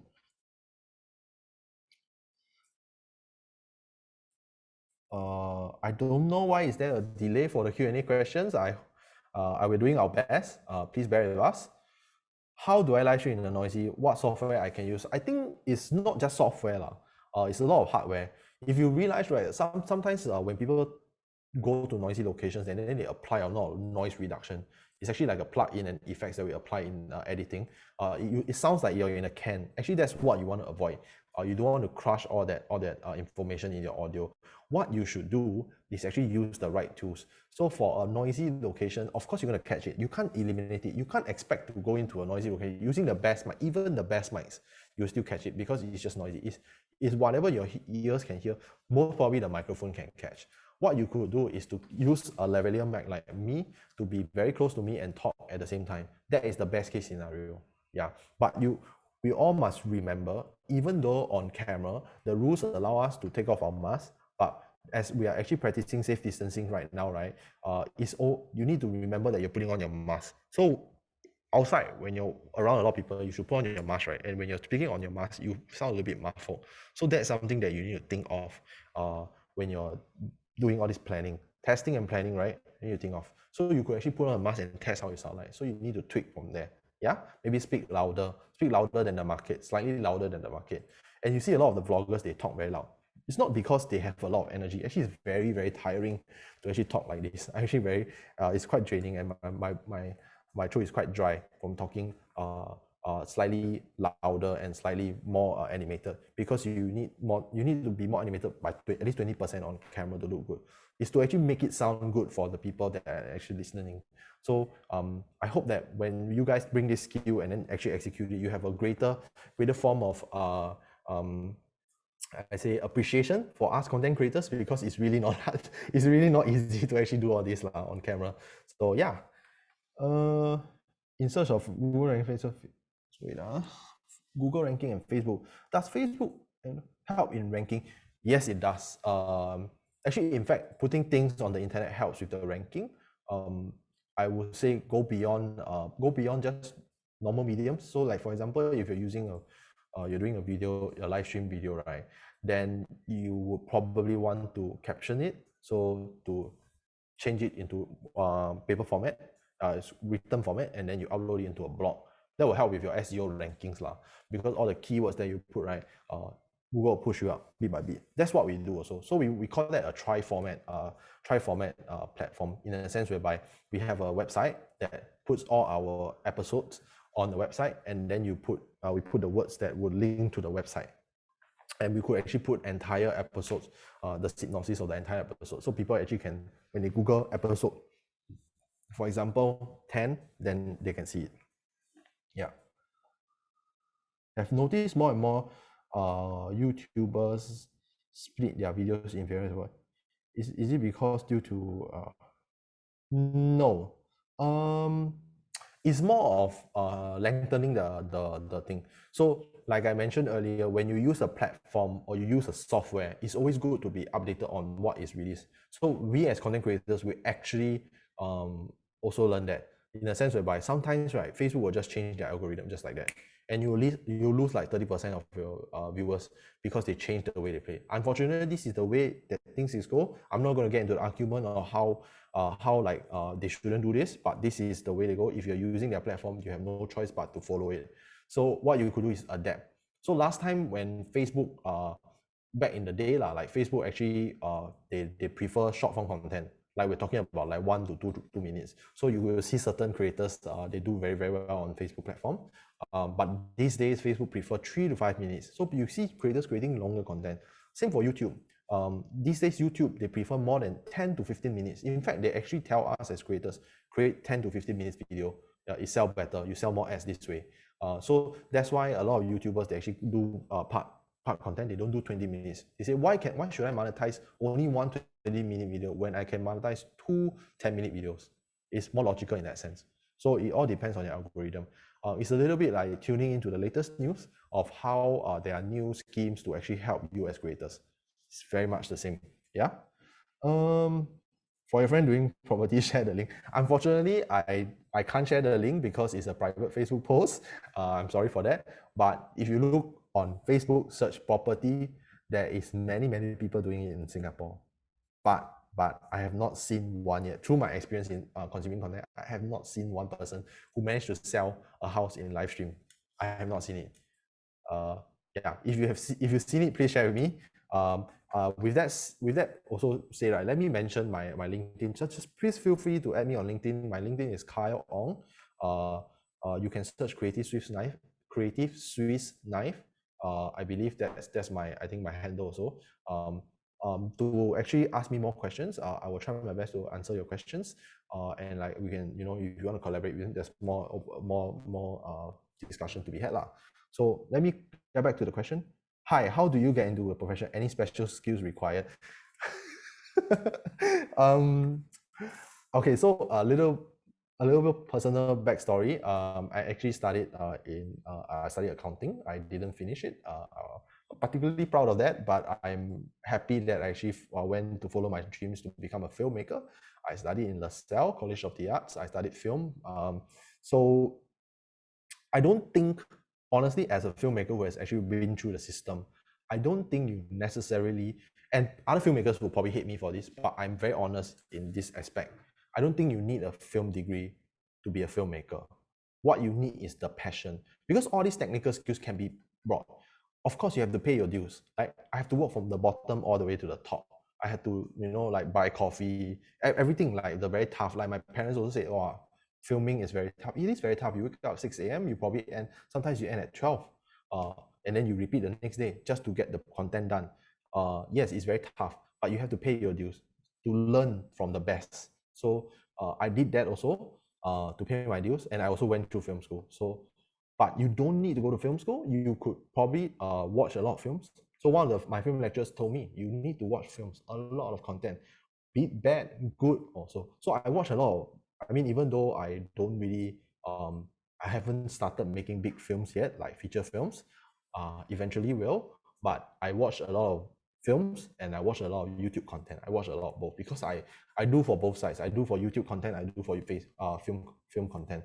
So I need to, and also advertising. So I watch a lot of them because I like them, and also I want to study. I watch almost at least 1 or 2 films a day.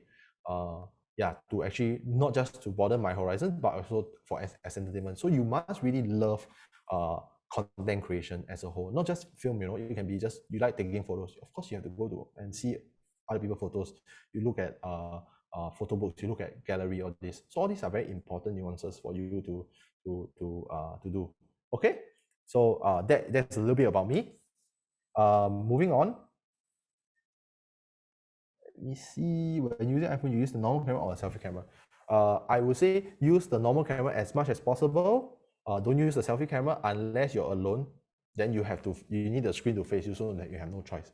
So how do you negate the graininess of that? So you keep yourself well lit, because selfie cameras are slightly lower quality, slightly lower in quality. So you need to negate that. Okay. Is there a hot group mentoring for live streamers in YouTube? Oh, I don't know. I don't think so, but you could probably request NTUC to actually organize one. I think it's a great idea. We have more and more people wanting to actually create content, not to be creators, to actually share information. I think information sharing is very important and very crucial as we are moving towards this whole digital economy, right? Learning is different now. Yeah. And actually, slight tangent, actually I learned a lot of technical things, in fact, editing through YouTube when I first started about 10 years ago. Yeah. So that back then YouTube was still very, very new. So there are people like actually who are experts already. So they upload how to edit with Windows Movie Maker, how to edit with Sony Vegas. I actually learned all of that by myself when I was still studying before even going to film school. So okay, I can't say what's the brand of my laptop. It's Mac. Okay. What the solution or how you get audiences for live stream? Like I mentioned, use social media, test out your audience, test out your data, and then after that, your hypothesis, whether if it's right or wrong, then you move on. Then you change your strategy. Okay. For the contest, okay, the contest later they will share more on it. Then yeah. Live streaming, tried live streaming using YouTube on my mobile phone. Your channel doesn't. Yes, is because YouTube only allows live streaming for people with 1,000 subscribers as of now. I think the rules might change at some point.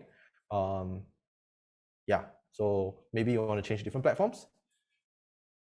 Is there a censorship control for the platform in live? I wouldn't say it's a censorship. The censorship is based on the country that is, that you're in. I would say more of terms of use. So for example, YouTube terms of use is pretty much straightforward. No religious and racially abusive content, no sexually content, that kind of thing. The very standard thing lah. So if you put that kind of content out, you will get taken down like really quickly. Yeah. Live stream auction, yeah. Live stream auction is an interesting idea, definitely. Do you need to apply some kind of license? I'm not sure. I don't think so. But I will let the admins actually answer you on this. Restream versus StreamYard, which wins supremes? I wouldn't get onto the whole like which wins supremes. It's like as good as asking me Android versus iPhone. I think they are both the same. They serve different purposes for different kind of people, right? For me, I prefer to use an iPhone because I'm on Mac. So it really depends on your needs. It's good to always compare two websites. You put them, their features side by side, and you see which one suits you better. I wouldn't say which one is superior.